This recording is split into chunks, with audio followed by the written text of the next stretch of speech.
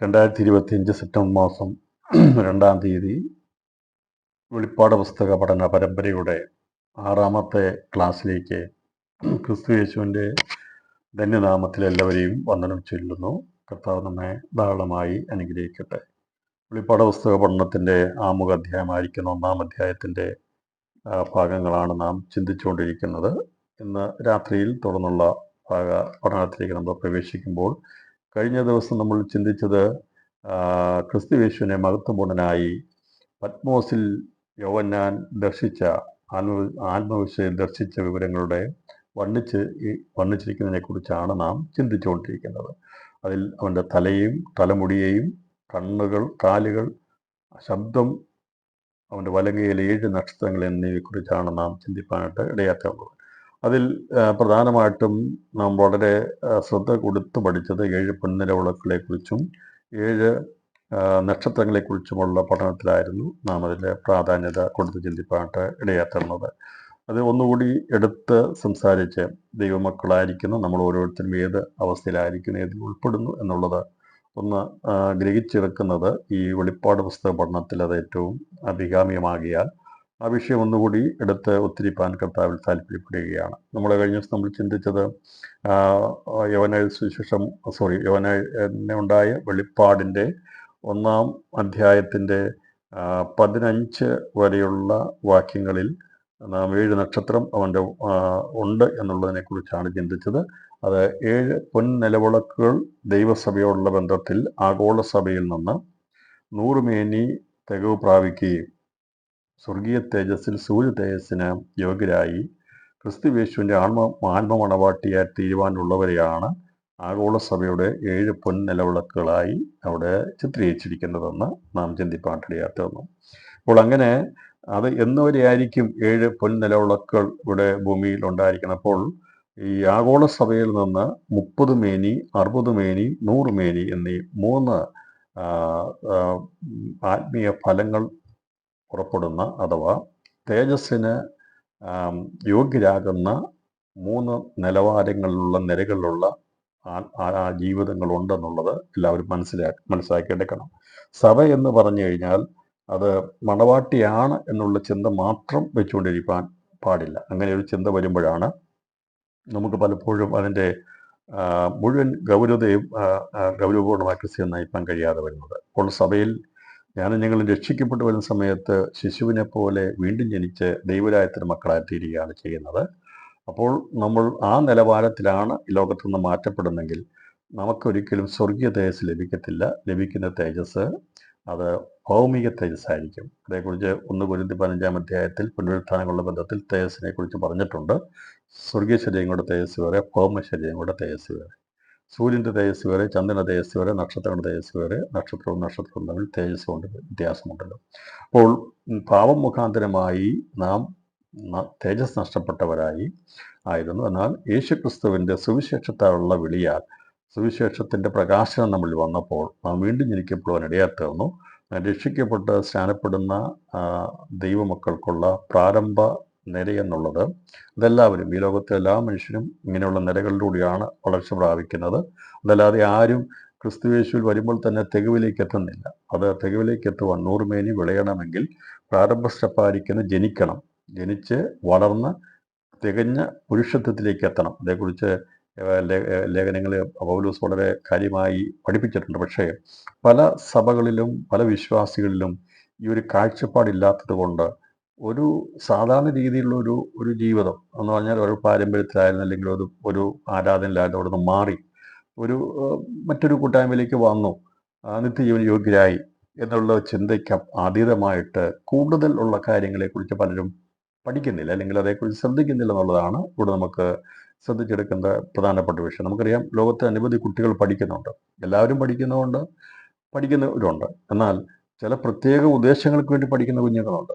അവർക്കൊരു എയിമുണ്ട്, ഒരു ലക്ഷ്യമുണ്ട്. ഇന്നതിലേക്കാണ് ഞാൻ പഠിക്കുന്നത്. അല്ലാതെ എല്ലാവരും 10-ാം ക്ലാസ് പഠിക്കുന്നു, എല്ലാവരും ഡിഗ്രിക്ക് പോകുന്നു, എല്ലാവരും പഠിക്കുന്നു. അങ്ങനെ പഠിക്കുന്ന ഒരു കൂട്ടമുണ്ട്. സാധാരണ പൊതുവെയുള്ള പഠനം അങ്ങനെയാണ് പഠിക്കുന്നത്. എന്നാൽ അങ്ങനെയല്ലാതെ ചെറുപ്പത്തിൽ തന്നെ, അല്ലെങ്കിൽ ആ ലക്ഷ്യബോധത്തോടെ എനിക്ക് ഇന്നയാളാകണം, എന്നുള്ള കാഴ്ചപ്പാടോടെ പഠിക്കുന്നവർ വളരെ ചുരുക്കമാണ്. അവരായിരിക്കും ആ നിലവാരത്തിലേക്ക് എത്തുന്നത്. ഇപ്പം വിശ്വാസകോളത്തിലും എല്ലാവരും ഇറങ്ങിത്തിരിച്ചു, നമ്മളും ഇറങ്ങിത്തിരിച്ചു എന്നുള്ള ഒരു വ്യത്യസ്തത, അത് മാത്രമായിട്ടുള്ള ഒരു വീണ്ടും ജനനവും കാര്യങ്ങളൊക്കെ ആണെങ്കിൽ നമുക്കത് മാത്രമേ, അതിനകത്ത് മാത്രമേ നാം ഉൾപ്പെടുകയുള്ളൂ. എന്നാൽ അതിലധികമായി, അതിനപ്പുറമായി എനിക്ക് ഇന്നതായിത്തീരണമെന്നുള്ളൊരു ലക്ഷ്യബോധം ഉണ്ടാകണം. അതാണ് പൗലോസ് കരഞ്ഞ് പ്രാർത്ഥിച്ചുകൊണ്ട് ലേഖനങ്ങൾ എഴുതിയത്, സഭയെ പഠിപ്പിച്ചത്. അപ്പോൾ ഇന്ന് അങ്ങനെയുള്ള കരച്ചിലുകളോ പഠിപ്പിക്കലുകളോ ആഗ്രഹങ്ങളോ പലർക്കുമില്ല. ആൾക്കാരെ കുറച്ച് പേരെ കൂട്ടണം, അവരെ കൂട്ടി സഭയുടെ എണ്ണം വർദ്ധിക്കണം എന്നുള്ളതല്ലാതെ സഭയുടെ വിശേഷമായിരിക്കുന്ന നിലവാരത്തിലേക്ക്, സഭയുടെ ശ്രേഷ്ഠതയിലേക്ക്, അല്ലെങ്കിൽ ദൈവം ഉദ്ദേശിക്കുന്ന നിലവാരത്തിലേക്ക് സഭയെ കൊണ്ടെത്തിക്കണമെന്നുള്ള കാഴ്ചപ്പാട് പല ഇടയന്മാർക്കും ഇല്ലാതെ പോകുന്നത് കൊണ്ടാണ് ഇങ്ങനെയുള്ള ചിന്താഗതികൾ വളരാതിരിക്കുന്നത്. അതുകൊണ്ടാണ് വെളിപ്പാടോസ്ത പഠനങ്ങളോ മറ്റുള്ള കാര്യങ്ങളോ ഒന്നും പഠിപ്പിക്കാതിരിക്കുന്നത്. പക്ഷേ വെളിപ്പാടോസ്ത പഠിപ്പിക്കാന്ന് വെച്ചാൽ 5 മിനിറ്റ് കൊണ്ട് പഠിപ്പിക്കുന്നവരുമുണ്ട്. പെട്ടെന്ന് പഠിപ്പിക്കും, വേഗത്തിൽ പഠിപ്പിച്ചു തീർക്കും 5 മിനിറ്റ് കൊണ്ട്. അപ്പം അങ്ങനെ പഠിപ്പിച്ചാൽ അതിനകത്തൊന്നും മനസ്സിലാകത്തില്ല. 5 മിനിറ്റ് കൊണ്ട് വേണമെങ്കിൽ വെളിപ്പാടോസ്തം എനിക്ക് പഠിപ്പിക്കാൻ സാധിക്കും, വേഗത്തിൽ പഠിപ്പിക്കാൻ സാധിക്കും. എന്താണ് ഇനി സംഭവിക്കാൻ പോകുന്ന കാര്യങ്ങളെന്ന് ഓരോ വാക്കുകൾ പറഞ്ഞു കഴിഞ്ഞാൽ തീരാനുള്ളത്. അതല്ല അതിൻ്റെ ആഴങ്ങൾ മനസ്സിലാക്കിയ ദിവസങ്ങളിൽ ദൈവം നമ്മളെക്കുറിച്ച് ഉദ്ദേശിച്ചിരിക്കുന്ന ലക്ഷ്യത്തിലേക്ക് എനിക്ക് എത്തണം എന്ന താല്പര്യമുള്ളവർക്ക് മാത്രമേ ഈ മർമ്മങ്ങൾ വെളിപ്പെട്ട് കിട്ടിയുള്ളൂ, അത് ദൈവം ഉദ്ദേശിക്കുള്ളൂ. അപ്പം അതല്ലാതെ ദൈവം ആരും നിർബന്ധിച്ചതിലേക്ക് എത്തിക്കുന്നില്ല.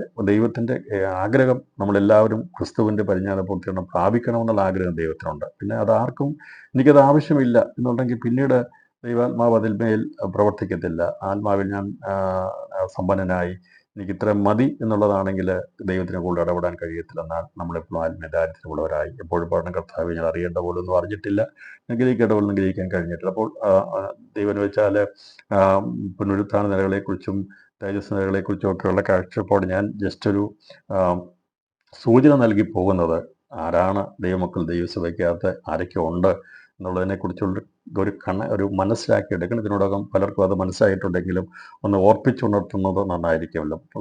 പത്രോസ് പറയുകയാണ്, നിങ്ങൾക്കത് അറിയാമെന്നുണ്ടെങ്കിലും നിങ്ങളെ ഇടയ്ക്കിടയ്ക്ക് ഒന്ന് ഓർപ്പിച്ചുണർത്തുന്നത് യുക്തം എനിക്ക് തോന്നി എന്ന് പറഞ്ഞാൽ മറന്നു പോകാൻ സാധ്യതയുണ്ട്.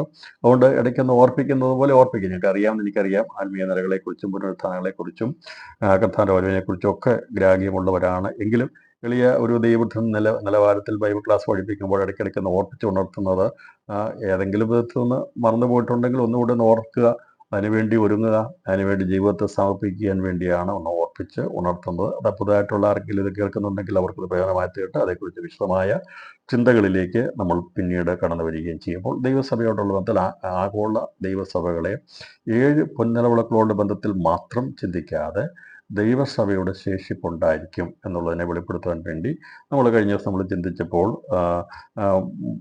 അതിൻ്റെ അകത്ത് വെളിപ്പാട് ദിവസം 11-ാം അധ്യായത്തിൽ രേഖപ്പെടുത്തിയിരിക്കുന്ന ഭാഗം നമ്മൾക്ക് മനസ്സിലാക്കാം. 11-ാം അധ്യായം 4-ാം വാക്യത്തിൽ കർത്താവിൻ്റെ സന്നിധിയിൽ നിൽക്കുന്ന 2 ഒലിവ് വൃക്ഷവും 2 നിലവിളക്കുമാണ്. അപ്പോൾ നിൽക്കുന്നവർ, ഇരിക്കുന്നവർ വ്യത്യാസമുണ്ട്.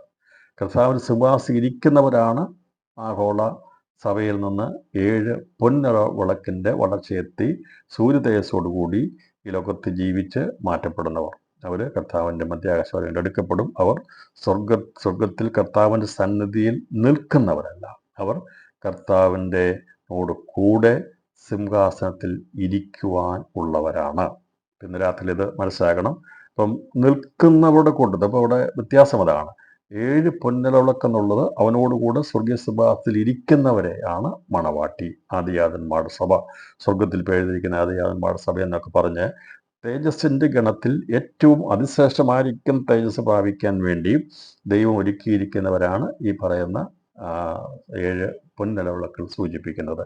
ഇന്നത് പറയുമ്പോൾ ഒരുപക്ഷെ ഇതിൻ്റെ ആത്മീയ അർത്ഥങ്ങളോ കാര്യങ്ങളൊക്കെ ഒന്നും മനസ്സിലാകില്ല, നമ്മളെ കൂടുതൽ ഇൻട്രസ്റ്റ്. പക്ഷേ ഇവിടുന്ന് ജീവൻ വിട്ട് കഴിയുമ്പോഴാണ് നാം ഇതൊക്കെ മനസ്സിലാകാൻ പോകുന്നത്.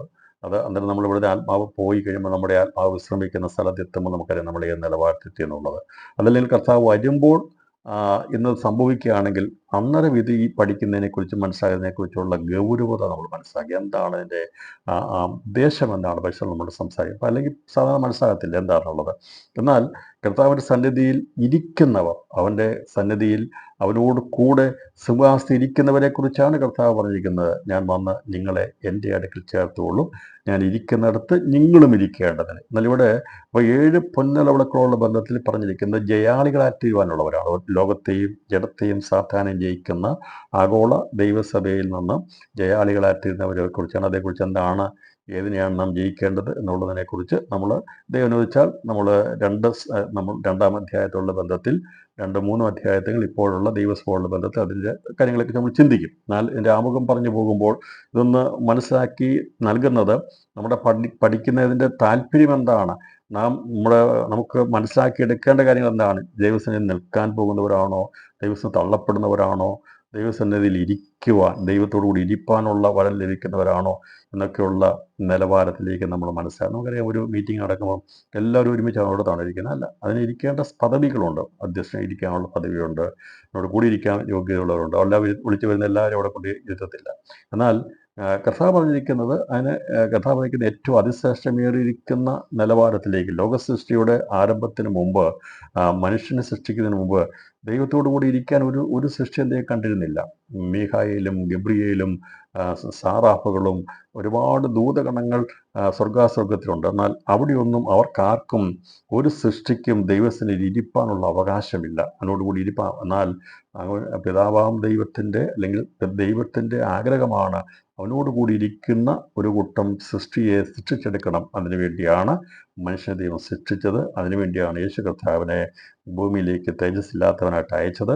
അവൻ മരിച്ച് അടക്കപ്പെട്ട് ഉയർത്തെഴുന്നേറ്റ് അവൻ്റെ രക്തമുഖാന്തി വീണ്ടെടുപ്പും അവൻ്റെ വചന പരിജ്ഞാനത്താൽ നമ്മളെ പരിശുദ്ധ പഠിച്ച് തികവിലാക്കി സ്വർഗീയ സിംഹാസനത്തിൽ ഇരുത്തണം എന്നുള്ള വലിയ പദവി, അത് എത്രയോ ശ്രേഷ്ഠകരമായ ദൈവത്തിൻ്റെ സ്നേഹമാണെന്നറിയാമോ? മൺമുടികളാണ് നമുക്ക് വേണ്ടി ദൈവം തന്നിരിക്കുന്നത്. എത്ര വലിയ വിളിയാണ്! അതുകൊണ്ട് പറയുന്നത് ഈ പരമവിളിയെക്കുറിച്ചും അല്ലെങ്കിൽ സ്വർഗീയ വിളിക്ക് ഓഹരിക്കാരായി ഇതിൻ്റെ വില മനസ്സിലാക്കി ആലോചിച്ച് നോക്ക്. നിത്യതയോളം ദൈവത്തോടുകൂടി ഇരിക്കുവാനുള്ള അതിശ്രേഷ്ഠമേറിയ പദവി നമുക്ക് ലഭിച്ചാൽ അതിനേക്കാൾ വലുതായിട്ട് ഇവിടുത്തെ എന്തെങ്കിലും പദവിയുണ്ടോ, എന്തെങ്കിലും സമ്പാദ്യമുണ്ടോ, എന്തെങ്കിലും സ്ഥാനമുണ്ടോ? ഒന്നുമില്ല പ്രിയപ്പെട്ടവരെ. അതുകൊണ്ട് ആ അതിശ്രേഷ്ഠ പദവിയിലേക്ക് എത്തിച്ചേരുവാനുള്ള സ്വർഗീയ വിളിയാണ് പുത്രൻ മുഖാന്തരം നമ്മൾ അറിയിച്ചിരിക്കുന്നത്.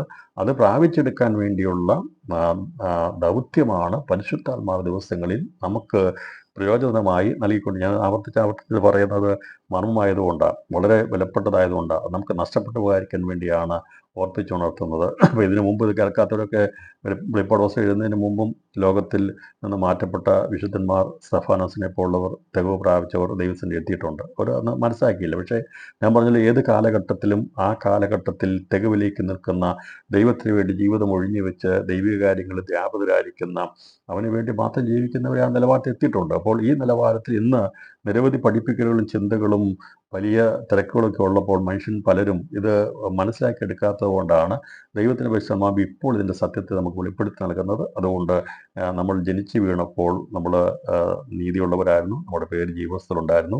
വളർച്ചയിൽ നമ്മൾ വളർന്നു വന്നപ്പോൾ നമ്മുടെ പാപം മുഖാന്തരമായിട്ട് നമ്മുടെ പേരുകൾ മായ്ക്കപ്പെട്ടു. നമ്മൾ വീണ്ടും ജനിക്കപ്പെടുമ്പോൾ അതിൽ നമ്മുടെ പേര് വീണ്ടും ജീവസ്ഥൽ വെളിപ്പെട്ടു. അങ്ങനെയാണ് 30 മേനിയിലായിരുന്നത്.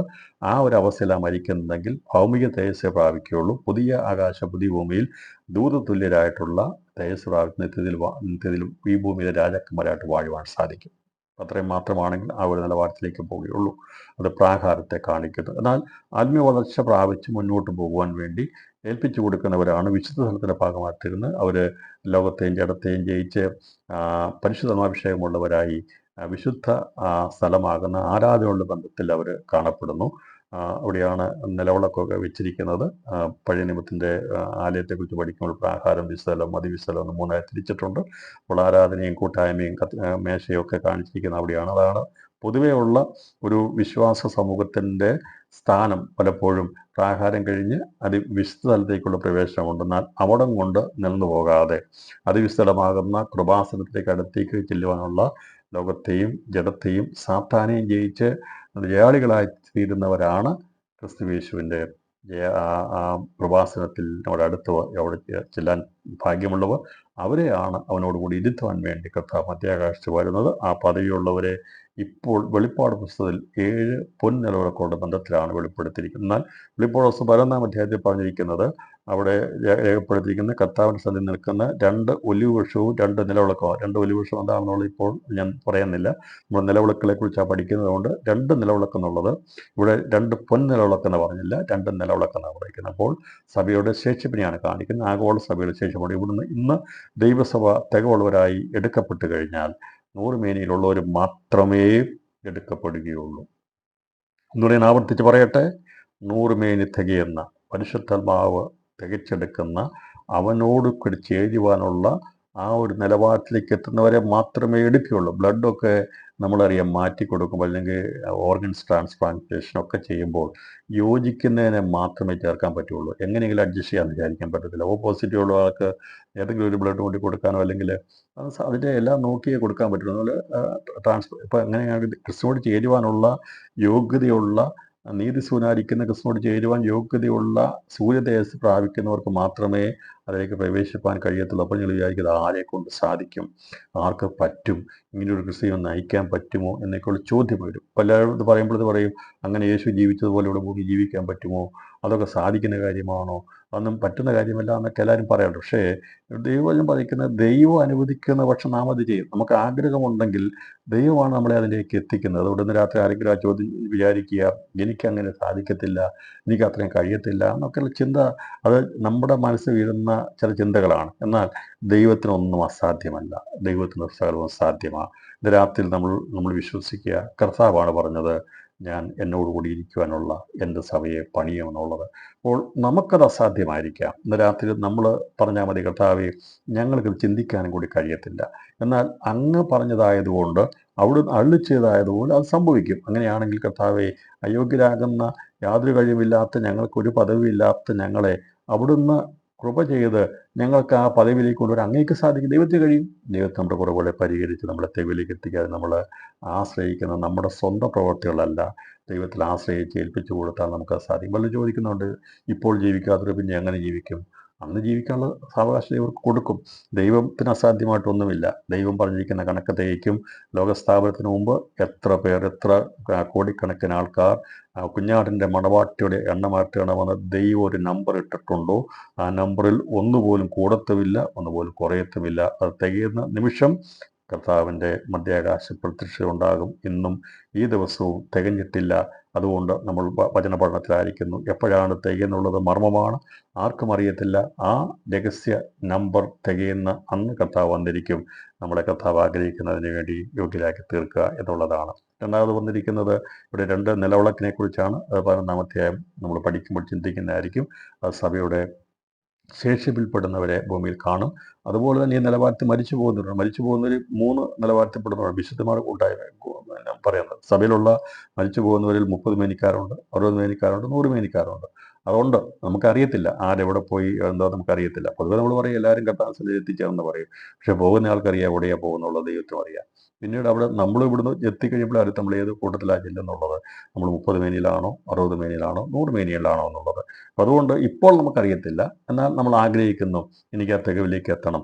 കർത്താവ് തന്നിരിക്കുന്ന ആ വിളിച്ചിരിക്കുന്ന വിളിയുടെ അശ്രേഷ്ഠകരമായ അതിശ്രേഷ്ഠതയിലേക്ക് എനിക്ക് എത്താൻ ഞാൻ ആഗ്രഹിക്കുന്നു എന്നുള്ള ആഗ്രഹമുണ്ടെങ്കിൽ നിശ്ചയമായിട്ട് ദൈവം സാധിപ്പിക്കും. അപ്പോൾ അതിനുള്ളവരെയാണ് 7 പൊൻനിലവിളക്കുകളുടെ ബന്ധത്തിൽ ജയാളികളായി വെളിപ്പെടുത്തിയിരിക്കുന്നത്. എന്നാൽ സഭ എടുക്കപ്പെട്ട ശേഷമായ സഭ ഇവിടുന്ന് നിശേഷമായി മാറിപ്പോകുന്നില്ല.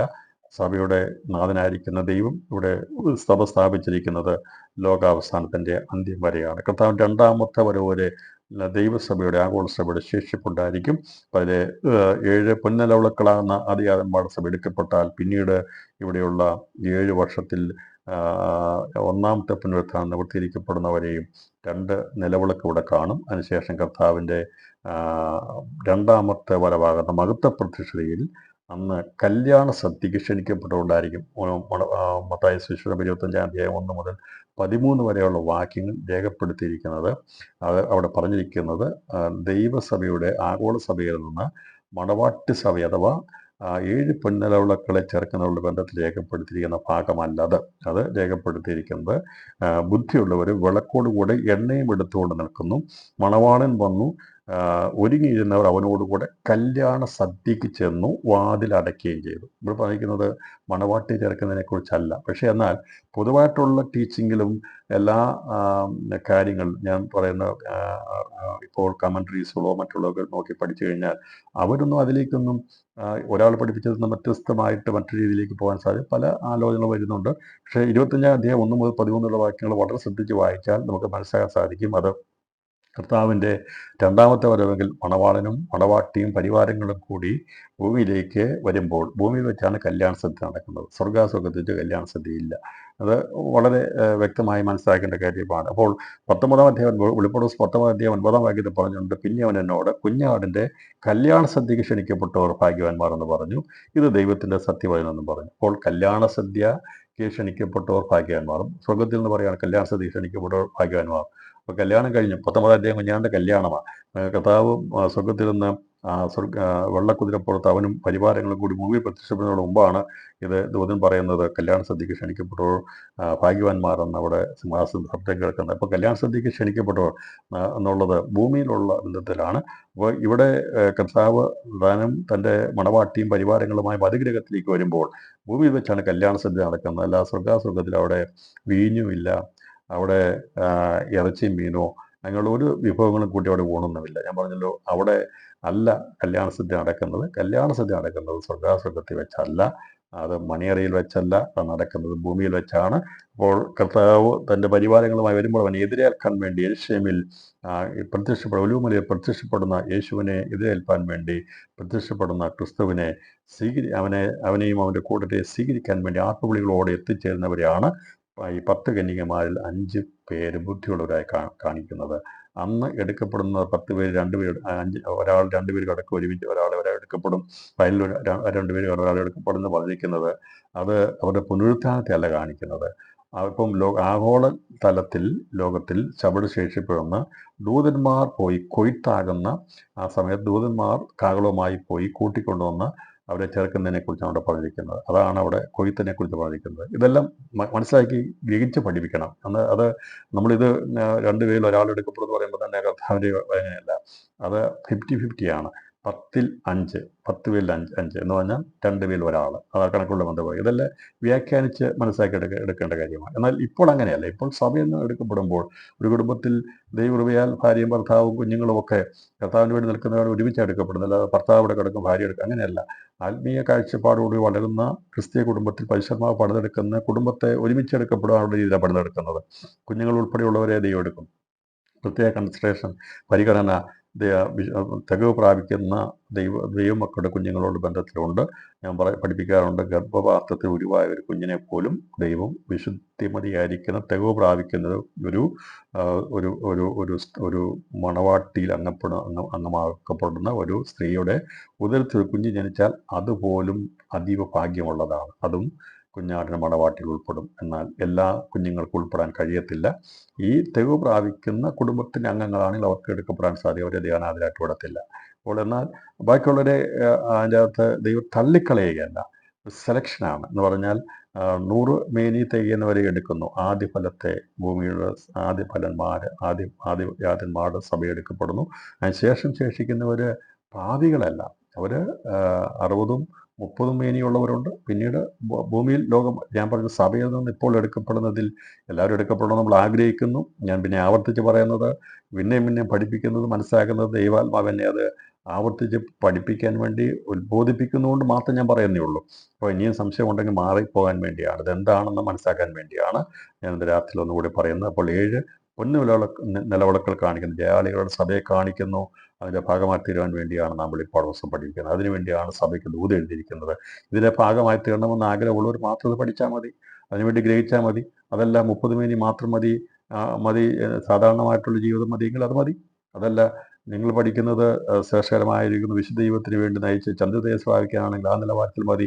അതിലെനിക്ക് കർത്താവിനോട് ഇരിക്കണം, അതിശ്രേഷ്ഠമായിരിക്കുന്ന വിളിയിലേക്ക് എത്തിച്ചേരുന്ന ആഗ്രഹമുണ്ടെങ്കിൽ കൂടുതലായി പഠിക്കുക മാത്രമല്ല പ്രമാണിക്കുക, ജീവിക്കുക കർത്താവ് സാധിപ്പിക്കും. അപ്പോൾ 7 പൊൻനിലവിളക്കുകളുണ്ട്, 2 നിലവിളക്കുകളുണ്ട്, വിളക്കോടുകൂടി എണ്ണയെടുക്കുന്ന എണ്ണപ്പാത്രം നിൽക്കുന്ന സുവിശേഷത്തിൻ്റെ വക്താക്കളുണ്ട്. അപ്പോൾ കല്യാണ സദ്യയ്ക്ക് എന്ന് വാതിലടയ്ക്കുകയും ചെയ്തു. അപ്പോൾ കല്യാണ സദ്യയുടെ വാതിൽ അടയ്ക്കുന്നത് വരെ ലോകത്തിൽ സുവിശേഷം ഉണ്ടായിരിക്കും. ആരാണോ വാതിൽ തുറന്നത് അവനായിരിക്കും വാതിൽ അടയ്ക്കുന്നത്. വേറെ ആർക്കും അതിന് അവകാശമില്ല. ദൈവസഭ എടുക്കപ്പെട്ടാൽ വാതിൽ അടയ്ക്കപ്പെടുന്നില്ല. യേശു ക്രിസ്തു ലോകത്തിൽ വന്ന് തൻ്റെ സഭ സ്ഥാപിച്ച് അവരുടെ വഴി തുറക്കപ്പെടുവാൻ വേണ്ടി തൻ്റെ മാറുകുത്തി തുറന്നെങ്കിൽ, ആ രക്തം ചിന്തിയാണ് ദൈവസഭയും ദൈവരാജ്യം സ്ഥാപിക്കപ്പെട്ടെങ്കിൽ, പരിശുദ്ധാത്മാവിനാൽ ദൈവസഭ സ്ഥാപിക്കപ്പെട്ടു.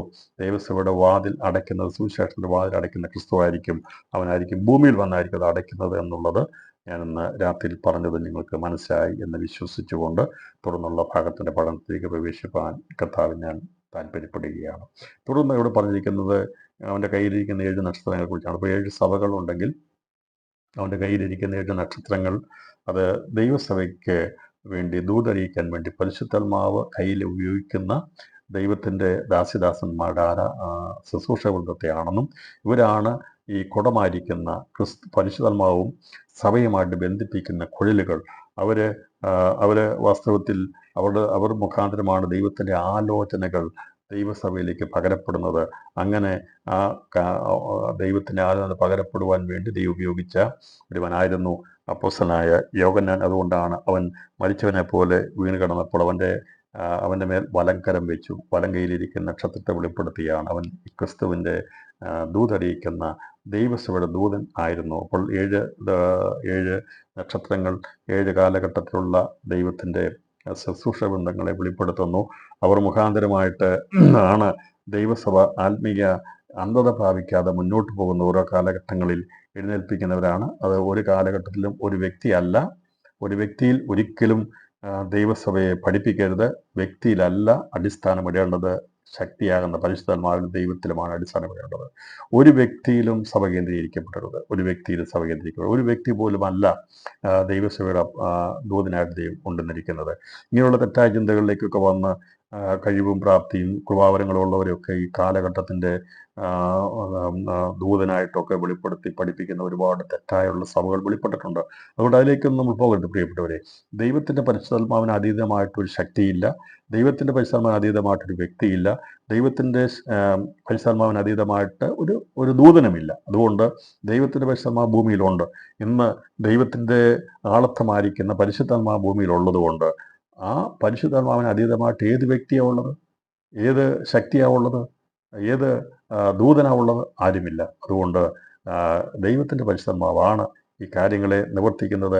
ദൈവത്തിൻ്റെ പരിശുദ്ധാത്മാവിനെക്കുറിച്ച് അറിയാത്തത് കൊണ്ടാണ്. അല്ലെങ്കിൽ പരിശുദ്ധാത്മാവിൻ്റെ പ്രവർത്തികളെക്കുറിച്ചോ, പരിശുദ്ധാത്മാവ് ചിലർക്ക് ദൈവമാണെന്ന് പറയാൻ പോലും മടിയുള്ളവരുണ്ട്. യേശു ക്രിസ്തുവിനെ ദൈവമാണെന്ന് ഒരു പരിധിവരെ അംഗീകരിക്കാൻ ചിലർ പറഞ്ഞിട്ടുണ്ട്. എന്നാൽ പരിശുദ്ധാത്മാവ് ദൈവമാണെന്ന് പലർക്കും അത് അംഗീകരിക്കാൻ പോലും മടിയുള്ളവരുണ്ട്. പ്രത്യേകിച്ച് യഹോവയുടെ നാമമാത്രം പറയുന്നവരൊക്കെ എന്നോട് ഞാൻ സംസാരിച്ചപ്പോൾ അവർ പറഞ്ഞു, ഞങ്ങൾ വേണമെങ്കിൽ യേശുവിനെ വേണമെങ്കിൽ ദൈവം അംഗീകരിക്കാം പറഞ്ഞു കഴിഞ്ഞു, പരിശുദ്ധാത്മാവിനെ ഞങ്ങൾക്ക് തന്നെ അംഗീകരിക്കത്തക്ക വചനമില്ല എന്ന് പറഞ്ഞു. പക്ഷേ എന്നാൽ പ്രിയപ്പെട്ടവർ, ഈ വചനം വായിക്കുമ്പോൾ പിതാവാം ദൈവമാണ്, പരിശുദ്ധാത്മാവാം ദൈവമാണ്, പുത്രനാം ദൈവമാണ്. അവർ ഈ സമത്വത്തിലുള്ളതാണ്. പിതാപുത്ര പരിശുദ്ധാത്മാവ് എന്നുള്ളതിൻ്റെ അതിനകത്ത് വ്യത്യാസങ്ങളില്ല. അതൊന്നു തന്നെയാണ്. പരിശുദ്ധാത്മാവാം ദൈവമാണ് ഭൂമിയിലുള്ളത്. അതുകൊണ്ട് ഒരു സംശയം കൂടാതെ പരിശുദ്ധമാവാം ദൈവമേ എന്ന് നമ്മൾ പറയണം. അതിനകത്ത് ഒരു സങ്കുചിത അല്ലെങ്കിൽ ഒരു സങ്കോചം ഉണ്ടാകേണ്ട ആവശ്യമില്ല. പരിശുദ്ധാത്മാവ് ദൈവമാണ്. ഇതിനകത്ത് ആരെങ്കിലും കേൾക്കുമ്പോൾ അപ്പോൾ ഒന്നാം ദൈവം, രണ്ടാം ദൈവം, മൂന്നാം ദൈവം, അങ്ങനെ ദൈവം പിതാവാം ദൈവം വലിയവൻ, പുത്രനാം ദൈവം രണ്ടാമത്തവൻ, പരിശുദ്ധാത്മാവ് മൂന്നാമത്തവൻ അല്ല. അതിൻ്റെ അർത്ഥം ഇവർ സമത്വത്തിലാണ് വസിക്കുന്നത്. പിതാവും പുത്രനും പരിശുദ്ധാത്മാവും. പിതാവിൽ പുത്രനുണ്ട്, ആത്മാവുണ്ട്. പുത്രനാകുന്ന ക്രിസ്തുവിൽ പിതാവുമുണ്ട്, പരിശുദ്ധാത്മാവുണ്ട്. പരിശുദ്ധമാവാൻ ദൈവത്തിൽ പിതാവുമുണ്ട്, പുത്രനുമുണ്ട്. അപ്പോൾ അത് സമത്വത്തിലാണ് വസിക്കുന്നത്. അവർ മൂന്നാളത്തങ്ങളാണ്. പിതാവ് പുത്ര പരിശുദ്ധമാവ് എന്നുള്ള സമത്വത്തിലാണ് അവർ ഒന്നിച്ചാണ് ഏകോപിച്ചാണിരിക്കുന്നത്. ഒന്നാണത്. അതിനെ മാറ്റേണ്ടത് ആവശ്യമില്ല. അതുകൊണ്ട് പരിശുദ്ധമാവൻ ദൈവാളത്വമായതുകൊണ്ട് അതിന് മീതെ ഒരു വ്യക്തിയുമില്ല. ഏതെങ്കിലും ചിന്തകളോ പഠിപ്പിക്കലുകളോ ആരെങ്കിലും കൊണ്ടുവരികയാണെങ്കിൽ ദയവായിട്ട് അത്തരം ചിന്തകളിലേക്ക് ആരും കടന്നു പോകരുത് എന്നും ഇന്ന് രാത്രി ഞാൻ പ്രത്യേകമായിട്ട് ഓർപ്പിക്കുന്നു.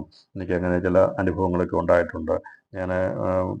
ഞാനതേക്കുറിച്ച് പറയാൻ ആഗ്രഹിക്കുന്നില്ല. ഒരു കാലത്ത് ഞാൻ ഒരു സ്ഥലത്ത് ചെന്ന് കഴിഞ്ഞപ്പോൾ, രാജ്യത്ത് ചെന്ന് കഴിഞ്ഞപ്പോൾ അവിടെ വളരെ ശോഭിച്ചു വന്ന് അനുഗ്രഹിക്കപ്പെട്ട ഒരു സഹോദരനൊക്കെ ഉണ്ടായിരുന്നു. പിന്നീട് ഞാൻ രണ്ടാമത്തെ പ്രാവശ്യം ആ സ്ഥലത്ത് ചെന്ന് കഴിഞ്ഞപ്പോൾ അവരൊക്കെ മറ്റൊരു സഭയുടെ ഭാഗമായിട്ട് എന്നിട്ട് ഇങ്ങനെയുള്ള കാര്യങ്ങൾ പറയുന്നത്, അവർ പറയുന്നത് ഇപ്പോഴൊരു വ്യക്തിയാണ് ആ വ്യക്തി മുഖാന്തരമാണ് ഇതിൻ്റെ കാര്യങ്ങളൊക്കെ നിയന്ത്രിക്കുന്നതെന്നൊക്കെ പറഞ്ഞുള്ള പഠിപ്പിക്കലേക്ക് അവർ നീങ്ങിപ്പോകാനിടയായി തീർന്നു. ഇപ്പം ബന്ധുക്കോസ് വിശ്വാസത്തെയൊക്കെ അവർ പുച്ഛിക്കുവാനിടയായി തീർന്നു.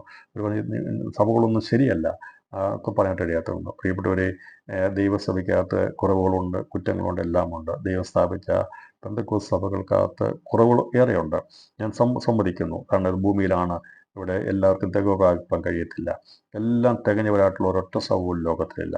എന്നാൽ നാം കടന്നു പോകുന്ന ലോക്കൽ സഭകൾക്ക് വേണ്ടി നമ്മൾ പ്രാർത്ഥിക്കുക, ദൈവദാസന്മാരെ കൊണ്ട് പ്രാർത്ഥിക്കുക. നിങ്ങൾ ഏതെങ്കിലും നല്ല സഭകൾ തേടി തേടി തേടി പോയാൽ ഒരിക്കലും എത്തിച്ചേരാൻ കഴിയത്തില്ല. നിങ്ങൾ ഇന്നും പറിച്ചു നടപ്പെട്ടാൽ പണിയപ്പെടുത്തുമില്ല. ഞാൻ പറഞ്ഞൊരു ചെടി വെച്ചിട്ട് എന്നും ഒരിടത്തുനിന്ന് പറിച്ച് കൊണ്ട് നടന്നാൽ അത് ഒരിക്കലും അത് ശരിയാകത്തില്ല. അതുകൊണ്ട് സഭകൾ മാറിപ്പോവുകയല്ല ചെയ്യേണ്ടത്. അടിസ്ഥാന ഉപദേശമുള്ള സഭകൾ എവിടെയാണോ നിങ്ങൾക്ക് സാമ്യമായിട്ടുള്ളത്, അടുത്തുള്ളത്, അവിടെ പോവുക, ദൈവത്തെ ആരാധിക്കുക. ഇനി അവിടെ എന്തെങ്കിലും പ്രശ്നങ്ങളോ ബുദ്ധിമുട്ടുള്ളൂ, വചനവിരുദ്ധമായ കാര്യങ്ങൾ മാറുകയാണെങ്കിൽ മാത്രമേ മാറാൻ പറ്റുള്ളൂ. അതല്ലെങ്കിൽ അവിടെ എന്തെങ്കിലും പ്രശ്നങ്ങളുണ്ടെങ്കിൽ നിങ്ങൾ പ്രാർത്ഥിക്കുക, നമ്മൾ പ്രാർത്ഥിക്കുക. ദൈവം അതിനെ നേരെയാക്കും.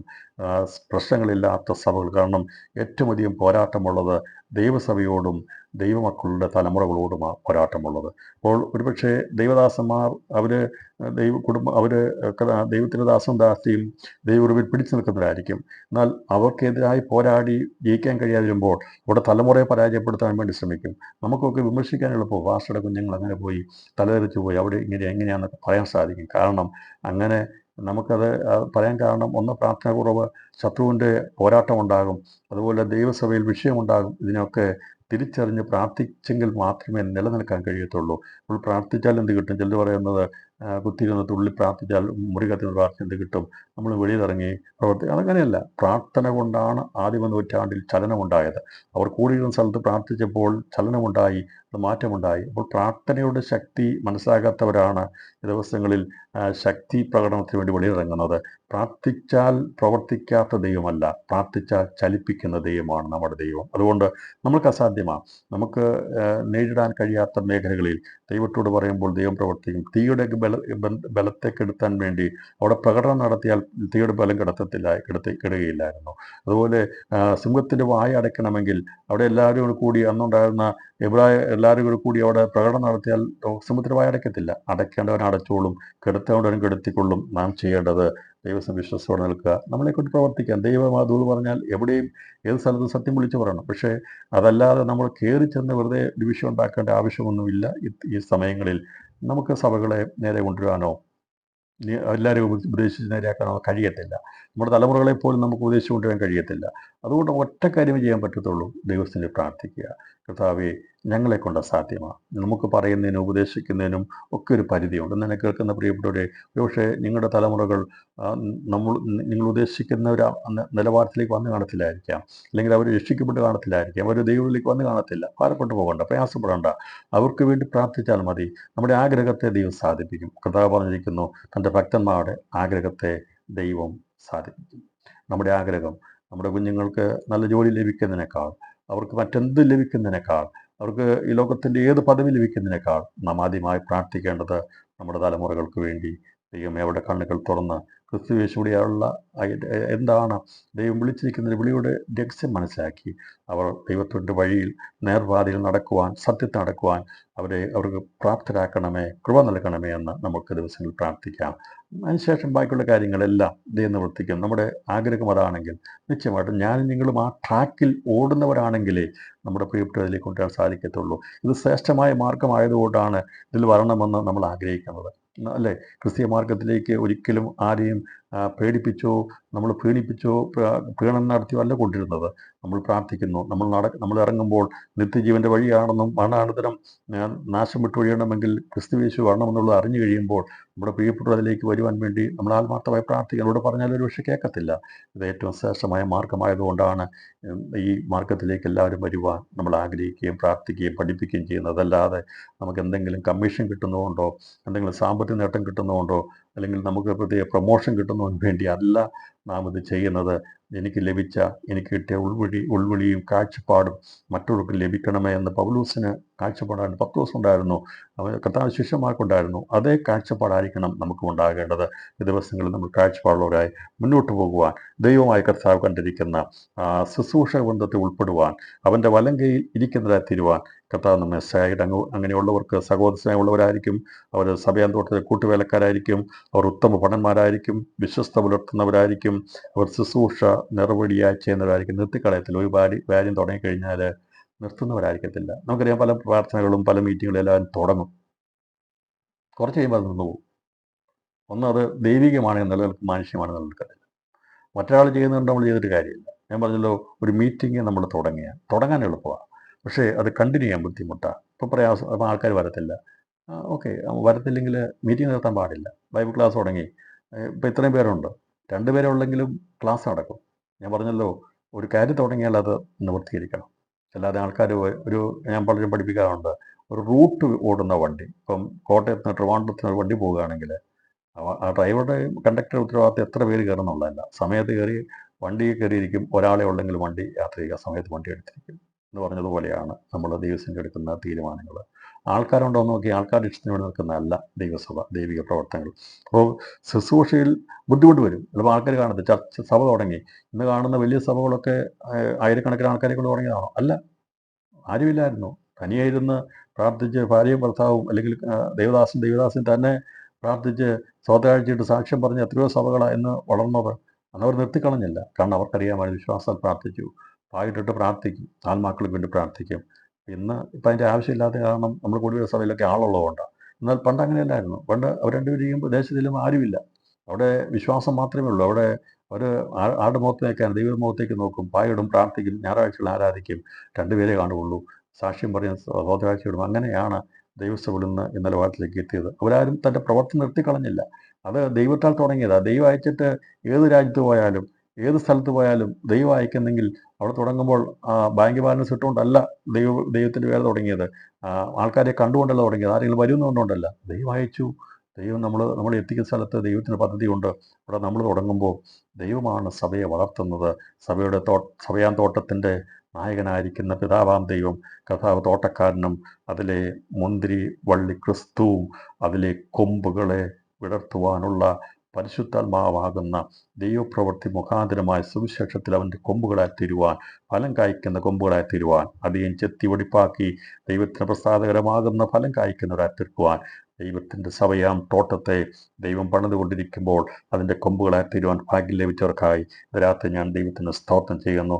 ഈ 100 മേനി വിളയുമ്പോൾ അത് മറ്റുള്ളവർക്ക് പ്രകാശമായി പരത്തുവാൻ വേണ്ടി ദൈവം ഉപയോഗിക്കുന്ന ദൈവത്തിൻ്റെ ശുശ്രൂഷ വൃന്ദങ്ങളെയാണ് 7 നക്ഷത്രങ്ങൾ ഉൾപ്പെടുത്തിയിരിക്കുന്നുള്ളതാണ് നാം കഴിഞ്ഞ ചിന്തിപ്പാനിടയാക്കുന്നത്. തുടർന്ന് നമ്മൾ ചിന്തിക്കുന്നത് വായിൽ നിന്ന് മൂർച്ചയേറിയ ഇരുവായത്തുള്ള വാൾ പുറപ്പെടുന്നതിനെ കുറിച്ചാണ്. യേശുവിൻ്റെ വായിൽ നിന്ന്, യേശുവിൻ്റെ തേജസ്പൂർണ്ണമായ ക്രിസ്തുവിൻ്റെ വായിൽ നിന്ന് മൂർച്ചയേറിയ ഇരുവായത്തിലെ വാൾ പുറപ്പെടുന്നതായിട്ട് വെളിപ്പെടുന്നു. മഹത്വപൂർണ്ണമായ യേശുവിൻ്റെ വായിൽ നിന്നും പുറപ്പെടുന്ന ദൈവവചനമാണ് ഇരുവായത്തിലുള്ള വാൾ. അത് നമുക്കറിയാം. നമുക്ക് സാധാരണ ഇരുവായത്തിലുള്ള വാളെന്ന് പറയുമ്പോൾ തന്നെ നമ്മൾ വേഗത്തിൽ എല്ലാവരും എടുത്ത് പറയുന്ന എബ്രായ ലേഖനത്തിൻ്റെ 4-ാം അധ്യായം 12-ാം വാക്യമാണ്.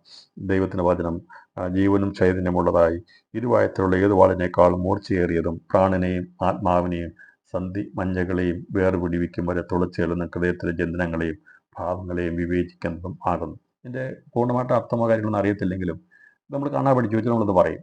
അത് ദൈവത്തിൻ്റെ ഇരുവായത്തുള്ള വാളെന്ന് പറയുമ്പോൾ തന്നെ 4-ാം അധ്യായം 12-ാം വാക്യം പറയും, ദൈവത്തിൻ്റെ വചനം ജീവൻ ചൈതന്യമുള്ളതായി. ബന്ധുക്രിസ്തവരുള്ള അല്ലെങ്കിൽ വേർപെട്ട ദൈവമക്കൾക്ക് എല്ലാവർക്കും അറിയാം, ഈ ദൈവം എന്നുള്ളത് ഇരുവായത്തുള്ള വാളുള്ള ഏത് വാളിനേക്കാൾ മൂർച്ചയേറിയതും പ്രാണനെയും ആത്മാവിനെയും സദ്യമന്യകളെയും വേർപിടിവിക്കും വരെ തുളച്ചെല്ലുന്നതും ഹൃദയത്തിലെ ചിന്തനങ്ങളെയും ഭാവങ്ങളെയും വിവേചിക്കുന്നതുമാകുന്നുള്ളത് പൊതുവെ എല്ലാവർക്കും അറിയാം. എന്നാൽ ഇതിൻ്റെ ആഴങ്ങളിലേക്ക് നമുക്ക് മനസ്സിലാക്കാൻ സാധിക്കണമെങ്കിൽ ഇത് ദൈവസഭയുടെ ബന്ധത്തിലാണ് ഇരുവായത്തുള്ള വാൾ ഉപയോഗിച്ചിരിക്കുന്നത്. എന്ന് പറഞ്ഞാൽ മുറിക്കുകയും മുറിവ് കെട്ടുകയും ചെയ്യുന്ന ശുശ്രൂഷയാണ് ദൈവത്തോടുള്ള ബന്ധത്തിൽ ഇരുവായത്തുള്ള വാൾ ഉപയോഗിക്കുന്നത്. നമുക്കറിയാം, ഈ ദൈവജനം കേൾക്കുമ്പോൾ ആദ്യം അങ്ങോട്ട് പെട്ടെന്ന് എല്ലാവർക്കും ഇഷ്ടപ്പെടത്തില്ല. അത് ഒരുപക്ഷെ നമ്മുടെ ഇല്ലായ്മകളെ, നമ്മുടെ കുറവുകളൊക്കെ വെളിപ്പെടുത്തും. പാപിയാണെന്ന് പറയുമ്പോൾ ഞാൻ ഒരു നിരൂപകൻ്റെ പുസ്തകം ഇങ്ങനെ വായിച്ചിട്ടുണ്ട്. അദ്ദേഹം എഴുതിയേക്ക് ഇങ്ങനെയായിരുന്നു. അദ്ദേഹം തിരുവനന്തപുരത്തൂടെ നടന്നു പോകുമ്പോൾ ഒരു ഉപദേശി വളരെ ശക്തമായ രീതിയിൽ ഒരു പ്രായമുള്ള ഒരാൾ പ്രസംഗിച്ചുകൊണ്ടിരിക്കുക. അപ്പം ഇദ്ദേഹം വിചാരിച്ചു അവിടെ ആരും കേൾക്കാനില്ല. അപ്പോൾ ഈ പുസ്തക നിരൂപകനായിരിക്കുന്ന വ്യക്തി അവിടുത്തെ എന്ന് പുള്ളി വിചാരിച്ചെന്ന് കേട്ടാക്കാതെ വിചാരിച്ചത് ഉറപ്പായിരുന്നു. കാരണം പണ്ടത്തെ നമുക്കറിയാം ഉപദേശിമാരൊക്കെ ഒന്ന് പ്രസംഗിക്കുന്നവരൊന്നും മൈക്കൊന്നും കാണത്തില്ല, ഒരൊച്ച പ്രസംഗിച്ചുകൊണ്ടിരിക്കും. കാരണം ചിലപ്പോൾ ഒരാൾ ഏറ്റു പറയാനും കാണും, അങ്ങനെയുള്ള സ്ഥിതിയിലായിരുന്നു. പക്ഷേ അന്ന് അവർ പറഞ്ഞ കവലകളും സ്ഥലങ്ങളും ഒക്കെ ഇന്ന് അനുഗ്രഹിക്കപ്പെട്ട സഭകളായി മാറി. അന്ന് അവരുടെ പ്രസംഗത്തിൻ്റെ വൈഭവം കൊണ്ടോ കഴിവ് കൊണ്ടോ ശക്തി കൊണ്ടൊന്നുമല്ല, ദൈവനെ വിളിച്ചു പറഞ്ഞു. ദൈവവചനം പറഞ്ഞ മുക്കുകളും കോണുകളും എല്ലാം പിന്നീട് അവിടുത്തെ ഇരുൾ മാറി സഭകൾ സ്ഥാപിക്കപ്പെടുവാടെ തീർന്നു. ഞാൻ പറഞ്ഞത് അന്ന് അങ്ങനെ വിളിച്ചു പറഞ്ഞപ്പോൾ ഒറ്റ മനുഷ്യൻ പോലും അത് കേൾക്കത്തില്ല. അവിടെ ഓഡിയൻസ് ഉണ്ടെന്ന് അവർ നോക്കത്തില്ല. പരസ്യയോഗത്തിൻ്റെ സമയത്ത് നമ്മൾ പ്രസംഗിക്കുമ്പോൾ നമ്മൾ ഓഡിയൻസ് നോക്കത്തില്ല, ആരുണ്ടെന്ന് നോക്കത്തില്ല. ദൈവം ദൂത് പറയുകയാണ്, ദൈവം നമ്മളെ അയച്ച് ദൂത് പറയുകയാണ്. അവിടെ ഓഡിയൻസ് ഉണ്ടോ, അവർ കേൾക്കുന്നുണ്ടോ കേൾക്കുന്നില്ലയോ നോക്കിയാൽ നമ്മളല്ല നോക്കുന്നത്. പക്ഷെ ഇവരെല്ലാം ശ്രദ്ധിക്കുന്നുണ്ട്. എന്തെങ്കിലും കുറവ് വന്നു കഴിഞ്ഞാൽ അന്നേരം അവിടെ ചോദ്യമായിട്ട് വരും. പക്ഷെ ഇവർ ശ്രദ്ധിക്കുന്ന, പക്ഷേ അവരവരുടെ ജോലിയൊക്കെ ചെയ്യുന്നതായിരിക്കും. ഞാൻ പറഞ്ഞത് പരസ്യങ്ങൾ നടത്തുന്ന സമയത്ത് ചെന്നപ്പോൾ അദ്ദേഹം നിന്ന് പ്രസംഗിച്ചപ്പോൾ ആരും നിൽക്കുന്നില്ല എന്ന് വിചാരിച്ചു. ഈ മനുഷ്യൻ വെയിലത്ത് നിന്ന് ഇത്രയും പ്രായമുള്ള മനുഷ്യൻ പ്രസംഗിക്കുന്നതല്ലേ. ഞാൻ പോയി കേട്ടക്കാതെ ചെന്ന് കഴിഞ്ഞപ്പോൾ അങ്ങോട്ട് അടുത്ത് ചെന്നപ്പം അദ്ദേഹം പറഞ്ഞ ഹേ ഭാവി എന്നാണ് വിളിച്ചത്. നീ മരിച്ചാൽ നരകത്തിൽ പോവും, രക്ഷപ്പെട്ടോളണം, യേശുവാണ് ഏകമാർഗം എന്ന് പറഞ്ഞു കൊടുത്തു. ഇത് കേട്ടോ പാടി പുള്ളി അവിടെ സ്ഥലം വിട്ടു. അപ്പോൾ പുള്ളി വിചാരിച്ചു, പുള്ളിക്ക് മനസ്സിലായി ഇതാരും നിൽക്കാത്തതിൻ്റെ കാരണം ഈ ഒരു വിഷയമാണെന്ന്. അവിടെ എന്നാൽ നിനക്ക് നീ 1000 രൂപ കൊണ്ടിയുടെ 10,000 രൂപ തരുന്ന കാര്യത്തെക്കുറിച്ച് വിളിച്ചു പറയുകയാണെങ്കിൽ ആൾക്കാരെല്ലാവർക്കും കൂടും. നമ്മൾ സാമ്പത്തിക നേട്ടമുള്ള വിഷയമാണെങ്കിൽ ആൾക്കാർ കൂടും. പക്ഷെ നമ്മൾ വിളിച്ചു പറയുന്നത് പാവത്തെക്കുറിച്ചും നീതിയെക്കുറിച്ചും ന്യായതയെക്കുറിച്ചും ബോധം വരുത്തുന്ന ദൈവാത്മാവ് വിളിച്ചു പറഞ്ഞതാണ്, ലോകത്തോട് വിളിച്ചു പറഞ്ഞതാണ്. നമ്മൾ വിളിച്ചു പറയുന്നത് പാവത്തെക്കുറിച്ച്. മനുഷ്യൻ പാപകുലത്തിൽ പറന്നവനാണെന്നും മനുഷ്യൻ ആ പാപകുലത്തിൽ നിന്ന് അവനെ രക്ഷിപ്പാൻ വേണ്ടി മനുഷ്യകുലത്തിൽ യേശുക്രിസ്തു ജനിച്ചു, പാപത്തേക്ക് നീതീകരണമായിരിക്കുന്ന ക്രിസ്തുവിനെ വെളിപ്പെടുത്തും. ക്രിസ്തു മുഖാന്തരമായി രക്ഷയുണ്ടെന്നും ആ ക്രിസ്തു മുഖാന്തരമുള്ള രക്ഷ പ്രാപിച്ചില്ലെങ്കിൽ ന്യായവിധി ഉണ്ടെന്നുള്ളതാണ് ലോകത്തോട് വിളിച്ചു പറയുന്നത്. അത് നമുക്ക് പറഞ്ഞേ പറ്റുള്ളൂ. ലോകത്തിലുള്ള എല്ലാവരും പാപികളാണെന്നും ഏത് കുടുംബത്തിൽ, ഏത് കുലത്തിൽ, ഏത് വംശത്തിൽ, ഏത് ദേശത്ത് ജനിച്ചാലും പാപത്തിൻ്റെ ബീജം മനുഷ്യനുണ്ടെന്നുള്ളത് വിളിച്ചു പറയും, പാപത്തെക്കുറിച്ച് പറയും. പിന്നീട് പറയുന്നത് പാപിയായ മനുഷ്യൻ പാപിയായിട്ട് മരിക്കാനല്ല, ദൈവം അവനെ നീതീകരിക്കാൻ വേണ്ടി ക്രിസ്തുവിനെ ലോകത്തിലയച്ചു. നീതികരണത്തിനായി യേശു പാപത്തെക്കുറിച്ച് നീതിയെക്കുറിച്ച് നീതീകരണമാണ് ക്രിസ്തുവിനെയാണ് സുവിശേഷത്തെ വെളിപ്പെടുത്തുന്നത്. ഇതാണ് സുവിശേഷം. ക്രിസ്തുവിനെക്കുറിച്ച് വെളിപ്പെടുത്തണം. അപ്പോൾ ക്രിസ്തു മുഖാന്തരം അവൻ്റെ കാൽവരി ക്രൂശ് മുഖാന്തരമായി നമ്മുടെ പാപങ്ങൾ ഏറ്റെടുത്ത് യേശു നമുക്ക് വേണ്ടി മരിച്ചു. അവൻ മുഖാന്തരമായി നീതിയുടെ മാർഗമുണ്ട്. നീതിയിരിക്കപ്പെടുവാൻ ഏകമാർഗം ഉള്ളത് ക്രിസ്തുവാണ്. അവൻ്റെ രക്തം മുഖാന്തരമായി പാപങ്ങൾ വിട്ട് നീതിയിരിക്കപ്പെടുവാൻ വിശുദ്ധന്മാരായി തീരുവാൻ സാധിക്കും. അതിന് പുണ്യ സ്ഥലങ്ങൾ സന്ദർശിക്കേണ്ട ആവശ്യമില്ല എന്നുള്ള ദൂത നമ്മൾ അറിയിക്കുന്ന ഏത് മനുഷ്യർക്കും, കാലില്ലാത്തവനും കണ്ണില്ലാത്തവനും എന്ന് പറഞ്ഞാൽ ഹൃദയത്തിൽ വിശ്വസിക്കാൻ കഴിവുള്ള ഏത് മനുഷ്യർക്കും ആ കേൾക്കുന്ന സ്ഥലത്ത് വെച്ച് മാനസാന്തരപ്പെടാൻ സാധിക്കും. ഇന്ന സ്ഥലത്ത് പോയിട്ടാണെങ്കിൽ ഇതൊന്നും സാധിക്കത്തില്ല, എല്ലാവർക്കും പോകാൻ പറ്റത്തില്ലല്ലോ. അത് ദൈവം സാർവത്രികമായി എല്ലാവർക്കും ഉൾക്കൊള്ളുവാൻ കഴിയുന്ന ഒരു സാർവത്രിക മാർഗമായിട്ടാണ് സുവിശേഷത്തെ നൽകിയിരിക്കുന്നത്. കേട്ട് കഴിയുമ്പോൾ വിശ്വസിച്ച് പാവിയാൻ സമ്മതിച്ച് കുറ്റമേറ്റു പറഞ്ഞ് കർത്താവ് വിശ്വസിച്ച് ദൈവത്തിനെ ഏൽപ്പിച്ചു കൊടുത്താൽ രക്ഷിക്കപ്പെട്ടു. പിന്നെ സ്നാനം, ദൈവസഭയുടെ ഉപദേശങ്ങളൊക്കെയാണ് അതിനകത്ത് കിടക്കുന്നത്, മനുഷ്യനെ കൊണ്ട് ചെയ്യാൻ പറ്റുന്ന കാര്യങ്ങൾ. പക്ഷെ അതിലൊന്നും മനുഷ്യന് താല്പര്യമില്ല. വലിയ വലിയ കാര്യങ്ങൾ ചെയ്യാൻ വേണ്ടി മനുഷ്യൻ ഓടി നടക്കുക അല്ലേ. ഇതിനേക്കാൾ എത്രയോ വലിയ കാര്യങ്ങളൊക്കെയാണ് മനുഷ്യൻ ചെയ്യുന്നത്. അതെല്ലാം സ്ഥലങ്ങളിൽ പോകുന്നു, എന്തെല്ലാം അപകടത തരണം ചെയ്ത് പല സ്ഥലങ്ങളിലും പോകാറുണ്ട്. എന്തിനു വേണ്ടി? മോക്ഷം പ്രാപിക്കാൻ വേണ്ടിയാണ്. പക്ഷേ എന്നാൽ മോക്ഷം പ്രാപിക്കാൻ വേണ്ടി ദൈവം പറഞ്ഞ ഏറ്റവും സരളമായ മാർഗം ക്രിസ്തുവിൻ്റെ മാർഗമാണ്. അത് ലോകത്തുള്ള ഏത് മനുഷ്യർക്കും വിശ്വസിക്കാവുന്നവർക്ക്. ഭാവിയായ മനുഷ്യൻ എൻ്റെ പാപത്തെ മാറ്റുവാൻ ആർക്ക് കഴിയുമെന്ന് ചോദിക്കുമ്പോൾ പുണ്യായ രക്തത്തിൻ്റെ ഉടമയായിരിക്കുന്ന ക്രിസ്തു പറയും, എൻ്റെ രക്തം നിനക്ക് വേണ്ടി ചൊരിയപ്പെട്ടതിൻ്റെ പാപപരിഹാരത്തിന് വേണ്ടിയാണ്. അതിൽ വിശ്വസിച്ച് കഴിഞ്ഞാൽ പാപങ്ങൾ പരിഹരിക്കപ്പെടും. അങ്ങനെയാണ് പാപപരിഹാരമുണ്ട്. അത് വിശ്വസിച്ചില്ലെങ്കിൽ ന്യായവിധിയുണ്ട് എന്നുള്ളതാണ് സുവിശേഷം. അതാണ് നമ്മൾ പ്രസ്താവിച്ചുകൊണ്ടിരിക്കുന്നത്. അപ്പോൾ അങ്ങനെ വചനം ഇരുവാറ്റുള്ള വാളായിട്ടാണ് ദൈവം, അതായത് ഒന്ന് പറയുന്നത് രക്ഷയാണെങ്കിൽ രണ്ടാമത് പറയുന്നത് ന്യായവിധിയാണ്. സുവിശേഷം എന്നുള്ളത് അത് ത്രികാല പ്രവചനമാണ്. സുവിശേഷം, ദൈവത്തിൻ്റെ വചനം ഇരുവായിട്ടുള്ള വാളായി പ്രവർത്തിച്ചുകൊണ്ടിരിക്കുന്നത്. ഭാവിയായ മനുഷ്യൻ അവൻ ഭാവിയായി തീർന്നു. അവൻ്റെ കഴിഞ്ഞ കാലം, ഇപ്പോഴത്തെ അവസ്ഥയിൽ പാപത്തിന് പരിഹാരമായി നീതീകരണമുണ്ട്. ഇതിൽ വിശ്വസിച്ചില്ലെങ്കിൽ വരും കാലത്ത്, ഭാവി കാലത്തിൽ നിത്യനരകത്തിലേക്ക് പോകേണ്ടി വരും. ഇതാണ് ത്രികാല പ്രവചനമായിരിക്കുന്ന സുവിശേഷം അറിയിച്ചുകൊണ്ടിരിക്കുന്നത്. മനുഷ്യൻ പാപിയായിരുന്നു, ആ മുകളിൽപ്പെട്ട മനുഷ്യൻ പാപിയായിരുന്നു. പാപത്തിൻ്റെ വാഴ്ചയും മരണത്തിൻ്റെ അധികാരത്തിലുമായിരുന്നു മാനവ ലോകമായിരുന്നത്. അതിൻ്റെ സ്ഥിതിക്ക് മാറ്റം വരുത്താൻ വേണ്ടി യേശു ലോകത്തിൽ വന്നു. അവൻ മരിച്ചു അടക്കപ്പെട്ടു ഉയർത്തുന്നതിനോടുകൂടി ഇപ്പോഴത്താകുന്ന സുപ്രസാദ കാലം, ഇപ്പോൾ കൃപായുഗത്തിൻ്റെ കാലം സുപ്രസാദ കാലമാണ്. ആർക്കും രക്ഷപ്പെടുവാൻ വേണ്ടി ഒന്നും ചെയ്യേണ്ട. ക്രിസ്തുയേശു വിശ്വസിച്ചാൽ, യേശുവിൻ്റെ പരമപ്രവൃത്തിയായിരിക്കുന്ന പുണ്യപ്രവൃത്തിയായിരിക്കുന്ന പാവപരിഹാരയാഗത്തിൽ വിശ്വസിച്ചാൽ അവർക്ക് പരിഹാരം ലഭിക്കും. അത് വിശ്വസിക്കുന്നതിനെയാണ് വിശ്വാസി എന്ന് പറയുന്നത്. എന്താ വിശ്വാസി എന്ന് പറഞ്ഞാൽ? നമ്മൾ വിശ്വാസികൾ എന്ന് പറഞ്ഞാൽ അർത്ഥം എന്താ? നമ്മളെ വിശ്വാസികൾ എന്ന് പറയുന്നതിൻ്റെ അർത്ഥം നമ്മളേതെങ്കിലും കണ്ണടച്ച് വിശ്വസിക്കുന്നതല്ല.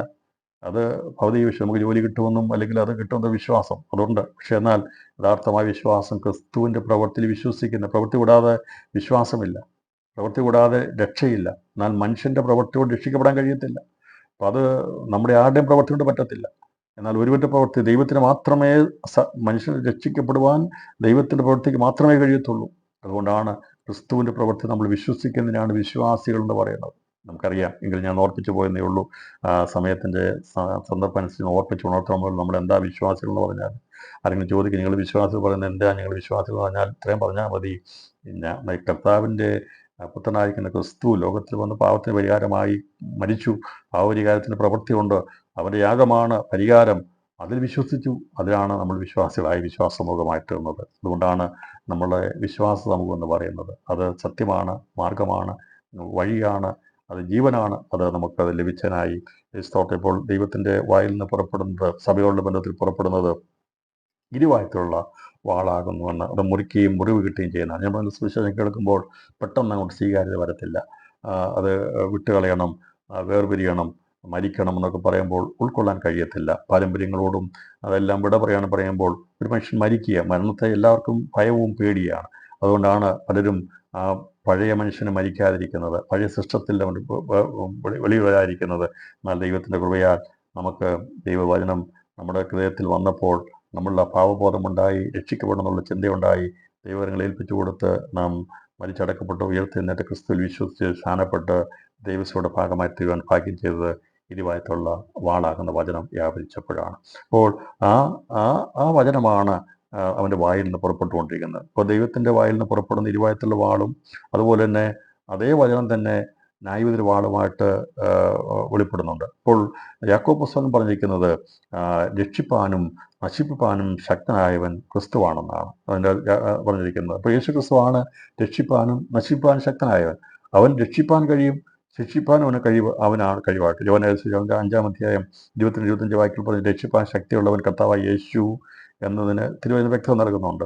അപ്പോൾ അതുകൊണ്ട് താൻ മുഖാന്തരമായി ദൈവത്തോട് അടുക്കുന്നവർക്ക് വേണ്ടി പക്ഷപാതം ചെയ്യുവാൻ സദാ ജീവിക്കുന്നതിനാകിയാൽ അവരെ പൂർണ്ണമായി രക്ഷിപ്പാൻ അവൻ പ്രാർത്ഥന. നമ്മളെ പൂർണ്ണമായി രക്ഷിപ്പാൻ ദൈവത്തിൻ്റെ വചനമാകുന്ന ക്രിസ്തുവിന് കഴിയും.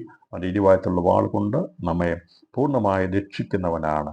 എന്നാൽ ഈ രക്ഷിക്കാത്തവരെ ദൈവത്തിൻ്റെ വായിൽ നിന്ന് വരുന്ന അതേ വചനം കൊണ്ട് വാളാകുന്ന വചനം കൊണ്ടാണ് അവരെ ന്യായം വിധിക്കുന്നത്. അപ്പോൾ ദൈവസഭയ്ക്ക് അത് വ്യാപരിക്കുന്നത് വചനമാകുന്ന വാളല്ല, ദൈവവചനമാകുന്ന ഇരുവായറ്റുള്ള വാളാണ്.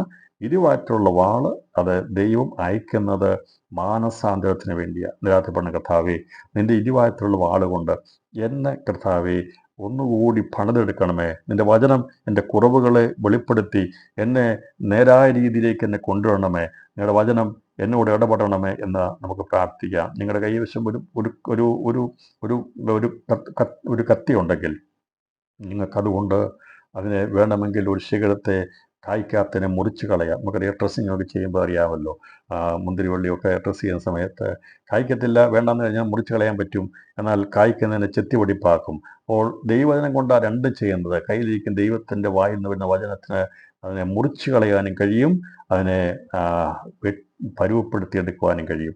നമ്മൾ പ്രാർത്ഥന കർത്താവേ, എന്നെയും എൻ്റെ തലമുറകളെയും എൻ്റെ പ്രിയപ്പെട്ടവരെയും മുറിച്ച് കളയരുതേ, എൻ്റെ വചനം കൊണ്ട് ഞങ്ങളെ ചെത്തിവടിപ്പാക്കണമേ എന്ന് നമുക്ക് പ്രാർത്ഥിക്കാം. ഇരുവായിട്ടുള്ള വാളുകൊണ്ട് ദൈവം നമ്മളെ ചെത്തിവടിപ്പാക്കാൻ വേണ്ടി ഇത് രാത്രിയിൽ എത്ര പേർക്ക് സമർപ്പിച്ചു കൊടുക്കാൻ കഴിയും? കർത്താവേ, നിൻ്റെ വചനം എൻ്റെ മേൽ ക്രിയ ചെയ്ത്, എൻ്റെ തലമുറ മേൽ, എൻ്റെ കുടുംബത്തിന്മേൽ ആ വചനം ക്രിയ ചെയ്ത് ഞങ്ങളെ ചെത്തിവടിപ്പാക്കി ആ 100 മേനി വിളയുന്നൊരു അനുഭവത്തിലേക്ക് കൊണ്ടുവരണമേ. 2025 ഈ 9-ാം മാസത്തിലും ദൈവാത്മ പറയുക, പ്രാരംഭ സമയത്ത് നമ്മൾ ഒരുപാട് തീരുമാനമൊക്കെ എടുത്ത് മുമ്പോട്ട് വന്നവരാ. ഈ വർഷം തീരാൻ ഇനി 3 മാസം കൂടിയുള്ളൂ. നല്ല രാത്രി നമ്മളോട് ദൈവാത്മാ വീണ്ടും പക്ഷപാതം ചെയ്യുകയാണ്. ഇതുവരെയും നമുക്ക് അത്തകവിലേക്ക് എത്തിയിട്ടില്ലെങ്കിൽ ദൈവത്തിൻ്റെ വചനം നമ്മൾ വായിക്കുമ്പോൾ അത് നമ്മുടെ ഹൃദയത്തിൽ വ്യാപരിച്ച് പ്രവർത്തിച്ച് അത് നമ്മളിൽ അധികം ഫലം കായ്ക്കും. ദൈവത്തിൽ പറഞ്ഞ കർത്താവേ, എനിക്ക് അങ്ങയോട് വസിച്ച് അധികം ഫലം കായ്ക്കണം. കർത്താവ് പറഞ്ഞു, എന്നിൽ വസിച്ചിട്ടല്ലാതെ കൊമ്പുകൾക്ക് തനിയെ കായ്പാൻ കഴിയത്തില്ല. ക്രിസ്തുവിൽ അധികം വസിപ്പാൻ, അധികമായി അവൻ്റെ വചനത്തെ നമ്മളിൽ എത്തുന്നതിനെയാണ് ക്രിസ്തുവിൽ വസിക്കുക എന്ന് പറയുന്നത്. നമ്മുടെ ഹൃദയത്തിൽ ദൈവവചനം നിറഞ്ഞു കവിയുമ്പോൾ നമ്മുടെ വായ് അത് പ്രസ്താവിച്ചുകൊണ്ടേയിരിക്കും. ദൈവത്തിന് സ്തുതിസ്തോത്രങ്ങൾ കൊണ്ടേയിരിക്കും. ഇപ്പോൾ ക്രിസ്തുവിൽ വസിക്കുക എന്ന് പറഞ്ഞാൽ അവൻ്റെ വചനത്തിൽ വസിക്കുക എന്നുള്ളതാണ്, അവൻ്റെ വചനത്തെ മനസ്സിലാക്കുക എന്നുള്ളതാണ്. അപ്പോൾ കർത്താവ് നമ്മൾക്ക് അവൻ്റെ ആ വചനം നമുക്ക് തന്ന് ഇരുവായത്തുള്ള വാളാകുന്ന വചനങ്ങൾ മാനസാന്തര അനുഭവത്തിലേക്ക് നൽകുന്ന ദൈവത്തിൻ്റെ വചനത്തിൻ്റെ ശക്തിയാണ് ദൈവസഭകളിൽ വ്യാപരിച്ചുകൊണ്ടിരിക്കുന്നത്. എന്നാൽ പെർഗമോസ് സഭയുടെ ദൂതിന് എഴുതുമ്പോൾ നമ്മൾ പഠിക്കും, അവിടെ രേഖപ്പെടുത്തി ഞാൻ പറഞ്ഞിട്ട് ഇവിടെ പറഞ്ഞിരിക്കുന്ന എല്ലാ കാര്യങ്ങളും സഭയുടെ ദൂതിൽ എഴുതപ്പെട്ടിട്ടുണ്ട്. അപ്പോൾ ഈ വചനത്തിൻ്റെ പൊരുൾ മനസ്സിലാക്കുമ്പോൾ നമ്മളോട് ഇടപെടേണ്ടത് ഇരുവായത്തിലുള്ള വാളാണോ അത് വാളാണോ എന്നുള്ളത് ഇവിടെ ഈ സഭയുടെ ദൂതത്തിൽ പറഞ്ഞിട്ടുണ്ട്. പെർഗമോസിലെ സഭയുടെ ദൂതന് എഴുതുക, മൂർച്ചയേറിയ ഇരുവായത്തല വാൾ ഉള്ളവനല്ല ചെയ്യുന്നത്. ഇരുവായത്തുള്ള വാൾ എന്ന് പറയുന്നത് നമ്മളെ കൊന്നുകളയാൻ വേണ്ടിയുള്ളതല്ല. ഒരു ഡോക്ടറുടെ കയ്യിലിരിക്കുന്ന, ഒരു സർജൻ്റെ കയ്യിലിരിക്കുന്ന കത്രിക, അവൻ ഉപയോഗിക്കുന്ന ആ ഉപയോഗം അവനത് ചെയ്തു പോകുന്നത് രണ്ട് ഭാഗമുണ്ട്. ഒന്ന്, അതിൻ്റെ രോഗം വന്നിരിക്കുന്ന ഭാഗത്തെ അത് റിമൂവ് ചെയ്യും. രണ്ടാമത് അതേ കരങ്ങൾ കൊണ്ട് കുത്തിക്കെട്ടുകയും ചെയ്യും. അതിനെ എന്ത് ചെയ്യും? വീണ്ടും അത് എടുത്തു കളഞ്ഞു കഴിഞ്ഞാൽ ആശ്വസിപ്പിക്കുകയും ചെയ്യും. ദൈവവചനം നമ്മളെ മുറിക്കും, നമ്മളെ ആശ്വസിപ്പിക്കും. ഒരു കൂട്ടായ്മയിൽ വന്നിട്ട് പോലും ആരും മുറിവേറ്റവരായി പോകാൻ പാടില്ല. ദൈവവചനം ശുശ്രൂഷിക്കുന്നവർ ഒരിക്കലും അത് വചനമെടുത്തുപയോഗിച്ച് കശാപ്പുകാരൻ്റെയിലിരിക്കുന്ന ഒരു അറവ് ശാലയിൽ ഉപയോഗിക്കുന്ന കത്തിയല്ല ദൈവസഭയിൽ ഉപയോഗിക്കുന്ന വചനം. അത് മുറിക്കും. പക്ഷേ ഞാൻ പറയട്ടെ, അത് മുറിവ് കിട്ടുകയും ചെയ്യും. നിങ്ങളുടെ കുഞ്ഞുങ്ങളെ നിങ്ങൾ വഴക്ക് പറയണം, നമ്മുടെ കുഞ്ഞുങ്ങളെ നമ്മൾ വഴക്ക് പറയണം, തല്ലണം, അവരെ നമ്മൾ ഉപദേശിക്കണം. എന്നാൽ അവർ കിടക്കുന്നതിന് മുമ്പായി അവരെ ആശ്വസിപ്പിച്ചിട്ടേ കിടത്താവുള്ളൂ. ഒരുപക്ഷെ ഒരു യാത്ര പോകുമ്പോഴും ആരെയും ദുഃഖിപ്പിച്ചു വിടാൻ പാടില്ല. നാം ഒരുപക്ഷെ വഴക്ക് പറയുന്നവരായിരിക്കും, അവരെ ഗുണദോഷിക്കുന്നവരായിരിക്കും. നിങ്ങൾ ഒരുപക്ഷെ അധ്യാപകരായിരിക്കാം, നിങ്ങൾ സൺഡേ സ്കൂൾ അധ്യാപകരായിരിക്കാം, വചനം കേൾക്കുന്ന പലരും പല നിലവാരമുള്ളവരായിരിക്കാം. ഒരു വ്യക്തിയെ പോലും മുറിവുള്ളവരായിട്ട് പറഞ്ഞു വിടരുത് കേട്ടോ. നിങ്ങൾ അവരെ വഴക്ക് പറയുന്നുണ്ടെങ്കിൽ അവരെ അടുത്ത് നിർത്തി ആശ്വസിപ്പിച്ചിട്ട് വേണം അവരെ പറഞ്ഞു വിടുവാനായിട്ട്. കാരണം അതാണ് ഒരു ശുശ്രൂഷ, അതാണ് ഇരുവായത്തുള്ള വാളെന്ന് പറയുന്നത്. ദൈവവചനം അതാ ചെയ്യുന്നത്. ഒരു വ്യക്തി പോലും നമ്മുടെ അടുത്ത് വന്നിട്ട് മുറിവേറ്റവരായി പോകുവാൻ ഇടയാകരുത്. എന്നെ കേൾക്കുന്ന ദൈവത്തിൻ്റെ ദാസിദാസന്മാരെ, ദൈവമക്കളെ, നമ്മളോട് ഒരാൾ സംസാരിച്ചിട്ട് മടങ്ങിപ്പോകുമ്പോൾ, ഒരുപക്ഷെ നമ്മളിവിടെ കുറവുകൾ വെളിപ്പെടുത്തിപ്പോൾ, അവർ ഏത് ജാതിയിലോ മതത്തിൽപ്പെട്ടവരാകട്ടെ, ആരുമാകട്ടെ, ഏത് ഉള്ളവരാകട്ടെ, ദിവസം നമുക്ക് പറയാം, കർത്താവേ, ഞങ്ങളുടെ അടുത്ത് വരുന്നു പോകുന്നവർ അവർ മുറിവേറ്റവരായി പോകാതെ മുറിവ് കെട്ടപ്പെട്ടവരായി പോകുവാൻ വേണ്ടി എൻ്റെ വായിലെ വാക്കുകളെ ഇരുവായത്തുള്ള വാളാക്കി തീർക്കണമേ. അവരുടെ കുറവുകളെ പറഞ്ഞു കൊടുക്കുമ്പോൾ തന്നെ അവരെ ചേർത്ത് നിർത്തി അവരെ ആശ്വസിപ്പിക്കുവാനും ദൈവത്തിൻ്റെ വചനത്തിൻ്റെ ക്രിസ്തുവിൻ്റെ ജീവിതം അവരിൽ വെളിപ്പെടുത്തുവാൻ വേണ്ടി ഇടയാകണം. പല സഭകളിലും പല മീറ്റിംഗ് കഴിഞ്ഞ് പലരും വേദനയോടെ പോകുന്നെങ്കിൽ ഇതിനകത്ത് ഞാൻ പറയട്ടെ, അവിടെ ഉപയോഗിക്കുന്ന വചനം അത് വാളാണ്, ഇരുവായത്തുള്ള വാളല്ല. ഇരുവായത്തുള്ള വാൾ വേണം ദൈവദാസന്മാർ ഉപയോഗിക്കുവാൻ വേണ്ടി. ദൈവസഭയിൽ ഇരുവായത്തുള്ള വാളാണ് ഉപയോഗിക്കേണ്ടത്. ദൈവദാസന്മാരുടെ കയ്യിൽ നമ്മൾ ദൈവം തന്നിരിക്കുന്ന ഇരുവായത്തുള്ള വാളാണ്. എന്നാൽ എവിടെയാണ് വാൾ ഉപയോഗിക്കേണ്ടതുള്ളതും കൂടി ഇത്രയും പറഞ്ഞപ്പോൾ അത് മനസ്സിലാക്കി നമ്മൾ പോകണമല്ലോ. അല്ലെങ്കിൽ അത് പിന്നെ ഒരു സംശയം വരും. അതുകൂടി ഞാൻ പറഞ്ഞു പോകാം. എന്നാൽ സാത്താന്യ തന്ത്രത്തെക്കുറിച്ച് പഠിക്കുമ്പോൾ അതേക്കുറിച്ച് കൂടുതലായി നമ്മൾ ചിന്തിക്കുന്നതായിരിക്കും. എന്നാൽ എഫേസ്യർ ലേഖനത്തിൽ സവായത വർഗത്തെക്കുറിച്ച് പറയുമ്പോൾ സാത്താനോട് പോരാടുമ്പോൾ, ഉപവാസ പ്രാർത്ഥനകളിൽ, രാത്രി പ്രാർത്ഥനകളിൽ നമ്മൾ പോരാടുമ്പോൾ അന്ധകാര ശക്തികൾക്കെതിരെ ഇരുവായത്തുള്ള വാളല്ല ഉപയോഗിക്കുന്നത്, അവിടെ ഉപയോഗിക്കുന്ന വാളാണ് ഉപയോഗിക്കുന്നത്. ദേശത്തിൻ്റെ ശക്തികൾക്കെതിരെ, പോരാട്ടങ്ങൾക്കെതിരെ ശക്തമായി പ്രാർത്ഥിക്കണം. അത് വ്യാപരിക്കുന്ന ശക്തികളെ നമ്മൾ പോരാടി നമ്മൾ പ്രാർത്ഥിക്കുമ്പോൾ 6-ാം അധ്യായം അതിൻ്റെ 17-ാം വാക്യത്തിൽ പറയുന്നത്, രക്ഷ എന്ന ശിരസ്ത്രവും ദൈവം എന്ന ആത്മാവിൻ്റെ വാളും കൈക്കൊള്ളുകയും. മുകളിൽ പറഞ്ഞിരിക്കുന്നത് സഭയുള്ള ബന്ധത്തിലല്ല. 10-ാം വാക്യം 11, പിശാച് തന്ത്രം കൊണ്ട് എതിർത്ത് നിൽപ്പാൻ കഴിയേണ്ടതിന് ദൈവത്തിൻ്റെ സർവായുധം ധരിച്ചുകൊള്ളുകയും. അപ്പോൾ പോരാടുമ്പോൾ, നമ്മൾ പ്രാർത്ഥിക്കുമ്പോൾ, ശുശ്രൂഷിക്കുമ്പോൾ അവിടെ ഉപയോഗിക്കുന്ന വചനമാകുന്ന വാളാണ് ഉപയോഗിക്കുന്നത്. ഭൂതശക്തിക്കെതിരെ, രോഗശക്തിക്കെതിരെ, ബന്ധനങ്ങൾക്കെതിരെ ദൈവത്തിൻ്റെ വചനമാകുന്ന വാളുകൊണ്ടാണ് വെട്ടേണ്ടത്. അവിടെ മാനസാന്തരമല്ല, അതിനെ വെട്ടിക്കളയാണ് ചെയ്യുന്നത്. എന്നാൽ ദൈവസഭയിൽ ഉപയോഗിക്കുന്നത്, സുവിശേഷത്തിൽ നാം ഉപയോഗിക്കുന്നത്, നാം മനുഷ്യനോട് ഉപയോഗിക്കുന്നത് ഇരുവായത്തുള്ള വാളാണ് ഉപയോഗിക്കുന്നത്. അവരെ ആശ്വസിപ്പിക്കും. പിന്നെ ഒരു ഗത്യന്തരമില്ലാത്ത സ്ഥലങ്ങളിൽ പൗലോസൊക്കെ കാണിച്ചിട്ടുണ്ട്. കാലിലെ പൊടി പോലും തട്ടിയിട്ട് പോയിട്ടുണ്ട്. എന്താ കാണിക്കുന്നറിയാമോ? അവർ വല്ലാതെത്തി കഴിഞ്ഞപ്പോൾ ദേശത്ത് അവർ പോകുന്നതിന് മുമ്പായി ഇക്കോന്യയിലാന്ന് തോന്നുന്നു. അവർ അവർ പോകുന്ന സമയത്ത് ലുസ്രയിലാണോ അത് അപ്പോസ്തലപ്രവൃത്തി പറഞ്ഞിട്ടുണ്ട്. അവർ പോകുമ്പോൾ അവിടുത്തെ പൊടി പോലും തട്ടിയിട്ട് പോയി. എന്താണെന്നറിയാമോ? വെറുതെ ആവശ്യമില്ലാതെ അകാരണമായി ദ്രോഹിക്കും ദൈവമക്കളെ. സുവിശേഷം അറിയിക്കുന്നവർ ഈ സുവിശേഷ മുഖാന്തരം സുവിശേഷം അറിയിക്കുന്നവരെ വെറുതെ ദ്രോഹിക്കും, അവരെ ഉപദ്രവിക്കും. കർത്താവ് ഒരു ഗ്ലാസ് വെള്ളം തന്നാൽ അതിന് പോലും പ്രതിഫലമുണ്ടെന്ന് അവർ സുവിശേഷകന് ഒരു ഗ്ലാസ് വെള്ളം കൊടുത്താൽ അതിന് പ്രതിഫലമുണ്ട്, അതിന് ദൈവം നൽകുമെന്നാണ് പറഞ്ഞിരിക്കുന്നത്. ദൈവം മറന്നു കളയത്തില്ല, നിശ്ചയമായിട്ട് അതിന് പ്രതിഫലമുണ്ട്. എന്നാൽ വെറുതെ അകാരണമായിട്ട് ദുഃഖിച്ചു കഴിയുമ്പോൾ, ഒരു കാര്യമില്ലാതെ ദുഃഖിപ്പിച്ചു കഴിയുമ്പോൾ, പ്രശ്നപ്പെട്ട് കഴിയുമ്പോൾ കാലിലെ പൊടി തട്ടിക്കഴിഞ്ഞാൽ അതിന് സഹിക്കാവയ്യാതാകുമെന്നാണ് പറഞ്ഞിരിക്കുന്നത്. കൊരസീനും സൊദോം ഗൊമോരയ്ക്കുള്ളതിനേക്കാൾ സഹിക്കാവതായിരിക്കും ഒരു സുവിശേഷകൻ്റെ കാലിലെ പൊടിയിട്ട് പോകുന്ന ദേശങ്ങൾ. അതേക്കുറിച്ച് അങ്ങനെ ആരും ചെയ്യത്തില്ല. ചെയ്താൽ അത് അത്രമാത്രം അതീവ ഗൗരവതയുള്ള കാര്യമാണ്. അത് കാണിക്കുന്ന മറ്റൊന്നുമല്ല, ഞങ്ങളിവിടെ വന്നത് നിർമ്മല സുവിശേഷം നിങ്ങളുടെ രക്ഷയ്ക്ക് വേണ്ടി വന്നതാണ്. നിങ്ങളുടെ ഒരു ഗ്ലാസ് വെള്ളം പോലും കുടിക്കാൻ വന്നതല്ല. എന്നാൽ നിങ്ങൾ വിചാരിച്ചത് ഞങ്ങളിവിടെ വന്നത് എന്തോ നേടാൻ വേണ്ടി വന്നതാണ്. ചില വിചാരിക്കുന്ന അങ്ങനെയാണ്. ഭവനങ്ങളിൽ പോയി പ്രാർത്ഥിക്കുന്നതും അല്ലെങ്കിൽ സുവിശേഷം അറിയിക്കാൻ പോകുന്നതും എന്തെങ്കിലും കൈമടക്ക് വാങ്ങിക്കാൻ വേണ്ടി പോകുന്ന ചിലർ വിചാരിക്കുന്നത്. അപ്പം അങ്ങനെ വിചാരിച്ച് അവരെ എല്ലാവരെയും പോലെ കണക്കാക്കും ചിലർ. എന്നാൽ പ്രിയപ്പെട്ടവരെ, കൈമടക്ക് വാങ്ങിച്ച് വയറിൻ്റെ വിശപ്പ് അല്ലെങ്കിൽ ഉപജീവന മാർഗത്തിന് വേണ്ടി അല്ല സുവിശേഷ വേലയ്ക്ക് വേണ്ടി ഇറങ്ങിയിട്ടുള്ളത്. അത് സുവിശേഷം കൊണ്ട് ഉപജീവിക്കുന്നത് ശരിയാണ്. പക്ഷേ ഇതിൻ്റെ പ്രയോറിറ്റി എന്നുള്ളത് ഒരിക്കലും ആരുടെയും വീട്ടിൽ പോയി സുവിശേഷം അറിയിക്കുന്നതോ, ഏതെങ്കിലും രോഗികൾക്ക് വേണ്ടി പ്രാർത്ഥിക്കുന്നതോ, എന്തെങ്കിലും ശുശ്രൂഷ ചെയ്യുന്നതോ, സുവിശേഷം അറിയിക്കുന്നതോ ഒരിക്കലും സാമ്പത്തിക നോട്ടത്തിന് വേണ്ടിയല്ല. അത് കാണിക്കാൻ വേണ്ടിയാണ് കാലിലെ പൊടി തട്ടിയിടുന്നത് എന്നതിൻ്റെ അർത്ഥം, നിൻ്റെ വീട്ടിൽ വന്നപ്പോൾ ഞാൻ സുവിശേഷം പറയാൻ വന്നിട്ട്, ഞാൻ പ്രാർത്ഥിക്കാൻ വന്നിട്ട് നീ അതിനെ എതിർത്താൽ നിൻ്റെ ഭവനത്തിൽ നിന്ന് പറ്റിയ പൊടി പോലും എനിക്ക് വേണ്ട, ഞാൻ അതിനു വേണ്ടി വന്നതല്ല എന്ന് കാണിക്കാൻ വേണ്ടിയാണ് പൊടി തട്ടിപ്പോകുന്നത്. അങ്ങനെ പൊടി തട്ടിപ്പോയാൽ കഥാ പറഞ്ഞത് സഹിക്കാൻ കഴിയാതാകുന്നു. ഞാൻ പറഞ്ഞത് അവസാനമായി ചെയ്യുന്നത് വഴിയാണ്. അങ്ങനെ ഉണ്ട്. അപ്പം അതെന്ന് പറഞ്ഞാൽ മനുഷ്യന് വേദനപ്പെട്ട് കഴിയുമ്പോൾ അല്ലാതെ വേദനപ്പെടുമ്പോൾ ചെയ്യുന്നതാണ്. എല്ലാവരും വിചാരിക്കുന്നത് സുവിശേഷ വേല എന്നുള്ളത് അതൊരു ഉപജീവന മാർഗമായിട്ട് ചിന്തിക്കുന്നവരുണ്ട്.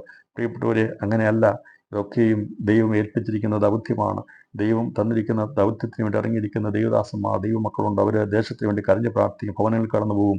അവരെ ആരും അകാരണമായിട്ട് ഉപദ്രവിക്കരുത്, ബുദ്ധിമുട്ട്. നമ്മുടെ അറിവില്ലായ്മയിലൊക്കെ നമ്മൾ ചെയ്തിട്ടുണ്ട്, നമ്മൾ ചെയ്തിട്ടുണ്ട്. പക്ഷേ ഇപ്പോൾ അറിയാം നമ്മളെന്തിനാ പോകുന്നുള്ളത് നമുക്കറിയാം, അല്ലേ? സുവിശേഷം എന്തിനാ അറിയിക്കാൻ പോകുന്നത്? നമ്മളെന്തിനാ മഴയത്തും വെയിലത്തും ഒക്കെ പോകുന്നത്? എന്തിനു വേണ്ടിയാണ് പോകുന്നത്? ഞങ്ങൾ ഒരിക്കൽ വളരെ മഴയുള്ള സമയത്ത് സുവിശേഷം അറിയിക്കാൻ വേണ്ടി പോയി. അപ്പോൾ ഞങ്ങളെ വീട്ടിൽ കയറ്റി നിർത്തിയില്ല. അവർ ഞങ്ങളെ വെളിയിൽ നിർത്തി, ഞങ്ങൾ സംസാരിച്ചു. അതിനുശേഷം പരിചയപ്പെട്ടപ്പോൾ ഞാനിങ്ങനെ ഇന്ത്യൻ എയർപോർട്ട് ജോലിയാന്നൊക്കെ പറഞ്ഞപ്പോൾ അവർ അതിനുശേഷം പറഞ്ഞു ഇവിടെ കയറി ഇരിക്കാന്നൊക്കെ പറഞ്ഞു. ഞാൻ പറഞ്ഞു വേണ്ടാന്ന് പറഞ്ഞു.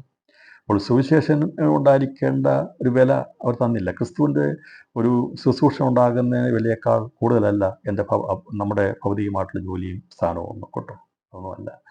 അപ്പോൾ ദൈവത്തിൻ്റെ വചനം അറിയിക്കുന്നത് അത് സത്യമാണ് അറിയിക്കുന്നത്. അത് സുവിശേഷം അറിയിക്കുന്നത് മറ്റുള്ളവർ നശിച്ചു പോകാതിരിക്കാൻ വേണ്ടിയാണ്. നാം ആഗ്രഹിക്കുന്ന ആരും നശിച്ചു പോകരുതെന്നുള്ളതാണ്. നമ്മുടെ ചുറ്റുപാടുമുള്ള നമ്മുടെ ഒരു ജാതിയിൽപ്പെട്ട ആരും നശിച്ചു പോകാതിരിക്കാൻ വേണ്ടി യേശു ആഗ്രഹിക്കുന്നില്ല. നമ്മൾ ശിക്ഷിതമായതുകൊണ്ട്, സ്നേഹവാനായ ദൈവമായതുകൊണ്ട് ആരും നശിച്ചു പോകാതെ എല്ലാവരും രക്ഷ പ്രാപിപ്പാനും രക്ഷയുടെ പരിജ്ഞാനപൂർത്തി പ്രാപിപ്പാനും ദൈവം ആഗ്രഹിക്കുന്നു. ആഗ്രഹമാണ് സുവിശേഷരായിരിക്കുന്ന ദൈവസഭയ്ക്കും ദൈവമക്കൾക്കും ദൈവം തന്നിരിക്കുന്നു എന്നുള്ളതും ഇന്ന് രാത്രി നാം ഓർക്കുമ്പോൾ ദൈവം നമ്മുടെ വായിൽ തന്നിരിക്കുന്നത് മനുഷ്യരോടുള്ള ബന്ധത്തിൽ ഇരുവായത്തിലുള്ള വാളാണ്. അത് മുറിക്കേണ്ട സ്ഥലത്ത് മുറിക്കണം. മാറിപ്പോകുന്നതിന് മുമ്പ് സ്നേഹിച്ച് ആശ്വസിപ്പിച്ച് വിടാവുള്ളൂ. അതാണ് ആശ്വസിപ്പിക്കുന്ന ദൈവത്തിൻ്റെ പരിശുദ്ധാത്മാവ് ഉപയോഗിക്കപ്പെടുന്നത്. ആശ്വാസമുള്ളവരായിരിക്കണം നമ്മുടെ വാക്കുകൾ. ഇന്ന് രാത്രിയിൽ നമുക്ക് ഈ ദിവസങ്ങളിൽ ആരെങ്കിലും വേദനിപ്പിക്കുന്ന സ്വഭാവമുണ്ടെങ്കിൽ അത് വാളാണ് ഉപയോഗിക്കുന്നത്. അത് നമ്മളവരെ മുറിക്കുക മാത്രമാണ് ചെയ്യുന്നത്. മുറിവ് കെട്ടുന്ന ഒരു ശുശ്രൂഷ കൂടി ചെയ്യണമേ എന്ന് ഞാൻ ആത്മാവിൽ ഉത്ബോധിപ്പിക്കുന്നു. അപ്പോൾ എവിടെയാണ് വാൾ ഉപയോഗിക്കുന്നത്? എവിടെയാണ് ഇത് ഇരുവായത്തിലുള്ള വാൾ ഉപയോഗിക്കുന്നത്? മനസ്സിലായല്ലോ. സാത്താനോട് പോരാടുമ്പോൾ അവിടെ മാനസാന്തരത്തിനല്ല, അവിടെ വെട്ടിക്കളയാണ്, ഇല്ലാതാക്കിക്കളയാണ്. എന്നാൽ മനുഷ്യനോട് ഇടപെടുമ്പോൾ നമുക്ക് പോരാട്ടമുള്ളത് ജഡരക്തങ്ങളോടല്ല, വാഴ്ചകളോടും അധികാരങ്ങളോടും സ്വലോകങ്ങളിലെ ദുഷ്ടാത്മ സേനയോടുമാണ്. അതിനുവേണ്ടിയാണ് സർവായുധവർക്കം ധരിച്ച് ആത്മാവിൻ്റെ കയ്യിൽ വാളേന്തി നാം യുദ്ധം ചെയ്യുന്നത്. അപ്പോൾ പെർഗമോസ് സഭയുള്ള ബന്ധത്തിൽ രേഖപ്പെടുത്തിയിരിക്കുന്നത് പ്രാരംഭത്തിൽ അഭിസംബോധന വാക്കിൽ പറഞ്ഞിരിക്കുന്ന ഇരുവായത്തുള്ള വാളുള്ളവനെന്നാണ് പറഞ്ഞിരിക്കുകയാണെങ്കിൽ, മാനസാന്തരപ്പെടാത്തവരോട് അതേ വചനം ഇടപെടുന്നത് വാളായിട്ടാണ്. 2-ാം അധ്യായം 16 2-ാം അധ്യായം 12 ഇരുവായത്തുള്ള വാളായിട്ടാണ് ദൈവം സംസാരിക്കുന്നത്, യേശു സംസാരിക്കുന്നത്. എന്നാൽ അവർ അംഗീകരിക്കുന്നില്ല എന്ന് കണ്ടു കഴിഞ്ഞാൽ ദൈവം പറഞ്ഞു, ആകയാൽ മാനസാന്തരപ്പെടുക, അല്ലാഞ്ഞാൽ ഞാൻ വേഗത്തിൽ വന്ന് എൻ്റെ വായിലെ വാളുകൊണ്ട് അവരോട് പോരാടും. അപ്പോൾ വാളുകൊണ്ട് പോരാടും. ഇരുവായത്തുള്ള വാളെന്നല്ല പറഞ്ഞത്. ഇരുവായത്തുള്ള വാള് ദൈവസഭയോട് മാനസാന്തരത്തിൻ്റെ ദൂത് അറിയിക്കുന്നത്. ഇത് രാത്രിയിൽ ദൈവവചനം ഇരുവായത്തുള്ള വാളായി യേശുവിൻ്റെ വായിൽ നിന്ന് അരുളി ചെയ്യുന്ന വചനം ഇരുവായത്തുള്ള വാളായി ഏത് മനുഷ്യനെയും മാനസാന്തരപ്പെടുത്തുവാൻ വേണ്ടി, ഗുണപ്പെടുത്തുവാൻ വേണ്ടി, നീതീകരിക്കാൻ വേണ്ടിയാണ് അത് വ്യാപരിക്കുന്നതെങ്കിൽ, അതിനെ ഗുണപ്പെടുന്നില്ലെങ്കിൽ, അതിനെ അംഗീകരിക്കപ്പെടുന്നില്ലെങ്കിൽ ദൈവം പറഞ്ഞത്, ഞാൻ വേഗത്തിൽ വന്ന് എൻ്റെ വായിലെ വാളുകൊണ്ട് അവരോട് പോരാടും. വാളുകൊണ്ട് പോരാടിയാൽ അത് നാശമാണ്. അതുകൊണ്ട് നമുക്ക് പ്രാർത്ഥിക്കാം, കർത്താവേ, അങ്ങയുടെ വാളുകൊണ്ടല്ല, അങ്ങയുടെ ഇരുവായത്തുള്ള വാളുകൊണ്ട് എന്നെ പണിതെടുക്കണമേ എന്ന് നമുക്ക് ഇത് വ്യത്യാസം മനസ്സിലായിരിക്കും. 149 സങ്കീർത്തനം 6 ഞാൻ വായിച്ച് ഈ ഇരുവായത്തുള്ള വാളിനുള്ള ബന്ധത്തിലുള്ള ദൂത് അവസാനിപ്പിക്കാം. ഇവിടെ രേഖപ്പെടുത്തിയിരിക്കുന്ന, അവരുടെ വായിൽ നിന്ന് ദൈവത്തിൻ്റെ പുകഴ്ചകളും അവരുടെ കയ്യിൽ ഇരുവായത്തലയുള്ള വാളും ഉണ്ടായിരിക്കട്ടെ. 149 സങ്കീർത്തനം 6 ഈ കറുത്ത ബൈൻഡിട്ട പുസ്തകവും എൻ്റെ വലത് കൈ പിടിച്ചുകൊണ്ട് ഈ ദിവസം കരങ്ങളിൽ പിടിച്ചുകൊണ്ട് നടക്കുമ്പോൾ അന്ന് എഴുതി വെച്ച പൂർത്തീകരിക്കപ്പെട്ടിരിക്കുന്നത്. നമ്മുടെ കയ്യിരിക്കുന്ന വചനം ഇരുവായത്തുള്ള വാളാണ്.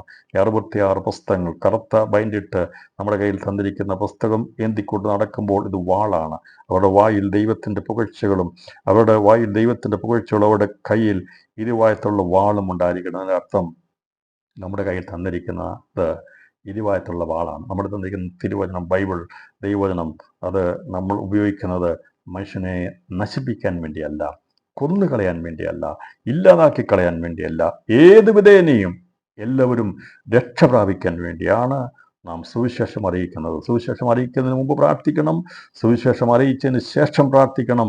നാം വിതച്ചതൊന്നും നഷ്ടപ്പെട്ടു പോകാതെ ദിവസങ്ങളിൽ ദേശങ്ങൾക്ക് വേണ്ടി, ദൈവസഭകൾക്ക് വേണ്ടി, സുവിശേഷത്തിന് വേണ്ടി, അതേ ദൈവവചനം അയക്കപ്പെടുന്നത് നഷ്ടപ്പെട്ടു പോകാതിരിക്കുവാൻ, അത് നനയ്ക്കുവാനുള്ള പ്രവൃത്തി കൂടി ദൈവം തന്നെ. വിത്ത് വിതയ്ക്കുക, എൻ്റെ കൈ ഇളച്ചിരിക്കരുത്, അതിനെ നനയ്ക്കണമെന്നാണ് പറഞ്ഞിരിക്കുന്നത്. അങ്ങനെയാണെങ്കിൽ ഈ ദിവസം കണ്ണുനീര് കൊണ്ട് നനയ്ക്കുവാൻ, ദൈവത്തിൻ്റെ കൃപ നമ്മുടെ മേൽ പകരപ്പെടുവാൻ, നമുക്ക് ദിവസങ്ങളിൽ ആത്മാവിൻ്റെ ദാഹമുള്ളവരായി ദൈവിക സഭയുടെ വളർച്ചയ്ക്ക് കാരണമായി തീരുവാൻ. അത് എൻ്റെ സഭയിൽ നിങ്ങളുടെ സഭയിൽ ആൾക്കാരെ കൂട്ടാൻ വേണ്ടിയല്ല, അത് വരട്ടെ, ആൾ വരുന്നത് എത്രയെന്നുള്ളതല്ല, എല്ലാവരും സത്യം അറിയുകയും സത്യത്തിൻ്റെ പരിജ്ഞാനത്തിലെത്തി ദൈവസഭയുടെ അംഗങ്ങളായി തീരുവാൻ വേണ്ടി നമ്മൾ പ്രാർത്ഥിക്കണം. അതാണ് ദൈവം ആഗ്രഹിക്കുന്നത്. രക്ഷയുള്ള ബന്ധത്തിൽ മുറിക്കുക മാത്രമല്ല, മുറിവ് കെട്ടുകയുമാണ് ദൈവം ചെയ്യുന്നത്. വാളിനോടുള്ള ബന്ധത്തിലോ അതിൻ്റെ കൂടുതൽ വിശദീകരണം നിങ്ങൾക്കിപ്പോൾ മനസ്സിലായി. ഇരുവായത്തുള്ള വാളും നമ്മൾ വ്യത്യാസം എന്താ മനസ്സിലായി.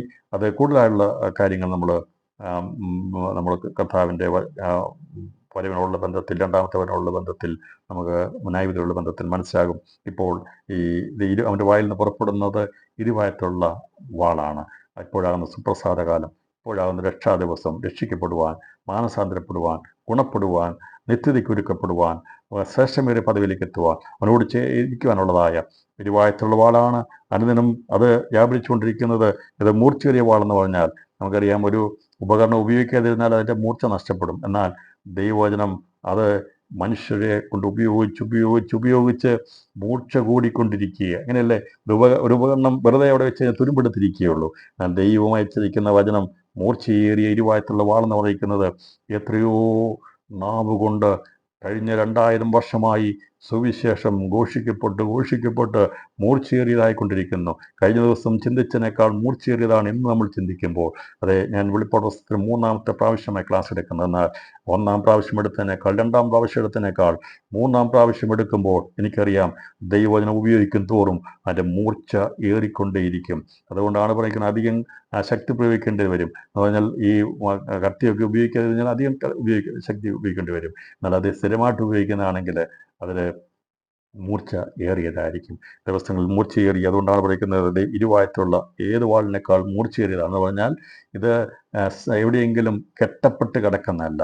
ദൈവവചനം വ്യാപരിച്ചുകൊണ്ടിരിക്കുകയാണ്, മൂർച്ചയേറിക്കൊണ്ടിരിക്കുകയാണ്, മാനസാന്തരത്തിലേക്ക് നയിച്ചുകൊണ്ടിരിക്കുകയാണ്. കോടിക്കണക്കിന് ആൾക്കാരെ രൂപാന്തരപ്പെടുത്തിക്കൊണ്ടിരിക്കുന്ന ദൈവവചനത്തിന് മൂർച്ചയേറിയതുമായിട്ടുള്ള വാളും ദിവസങ്ങളിൽ അനേക ഹൃദയങ്ങളിലേക്ക് പ്രവേശിച്ച് അവിടെ പ്രാണനെയും ആത്മാവിനെയും സന്ധിമഞ്ഞങ്ങളെയും വേർപിരിച്ച് ദേഹം തെകിയ ആത്മാവിനെ ആ ആ രീതിയിലേക്ക് വെളിപ്പെട്ട് ആത്മാവ് പ്രവർത്തിച്ച് ദേഹത്തെയും ദേഹിയെയും നിയന്ത്രിക്കുന്ന ആത്മീയ മനുഷ്യരാക്കി തീർക്കുവാൻ ദൈവമായ കർത്താവ് ഇടയാക്കട്ടെ എന്ന് പറഞ്ഞുകൊണ്ട് ഞാൻ അവൻ്റെ വായിൽ നിന്ന് പുറപ്പെടുന്ന വചന ഇരുപത്തിലുള്ള വാളെന്താണെന്നുള്ളതിൻ്റെ ഒരു വ്യാഖ്യാനം പൂർത്തീകരിക്കുകയാണ്. തുടർന്ന് രേഖപ്പെടുത്തിയിരിക്കുന്ന അവൻ്റെ മുഖം സൂര്യൻ ശക്തിയോടെ ശോഭിക്കുന്ന പോലെ എന്നാണ് പറയുന്നത്.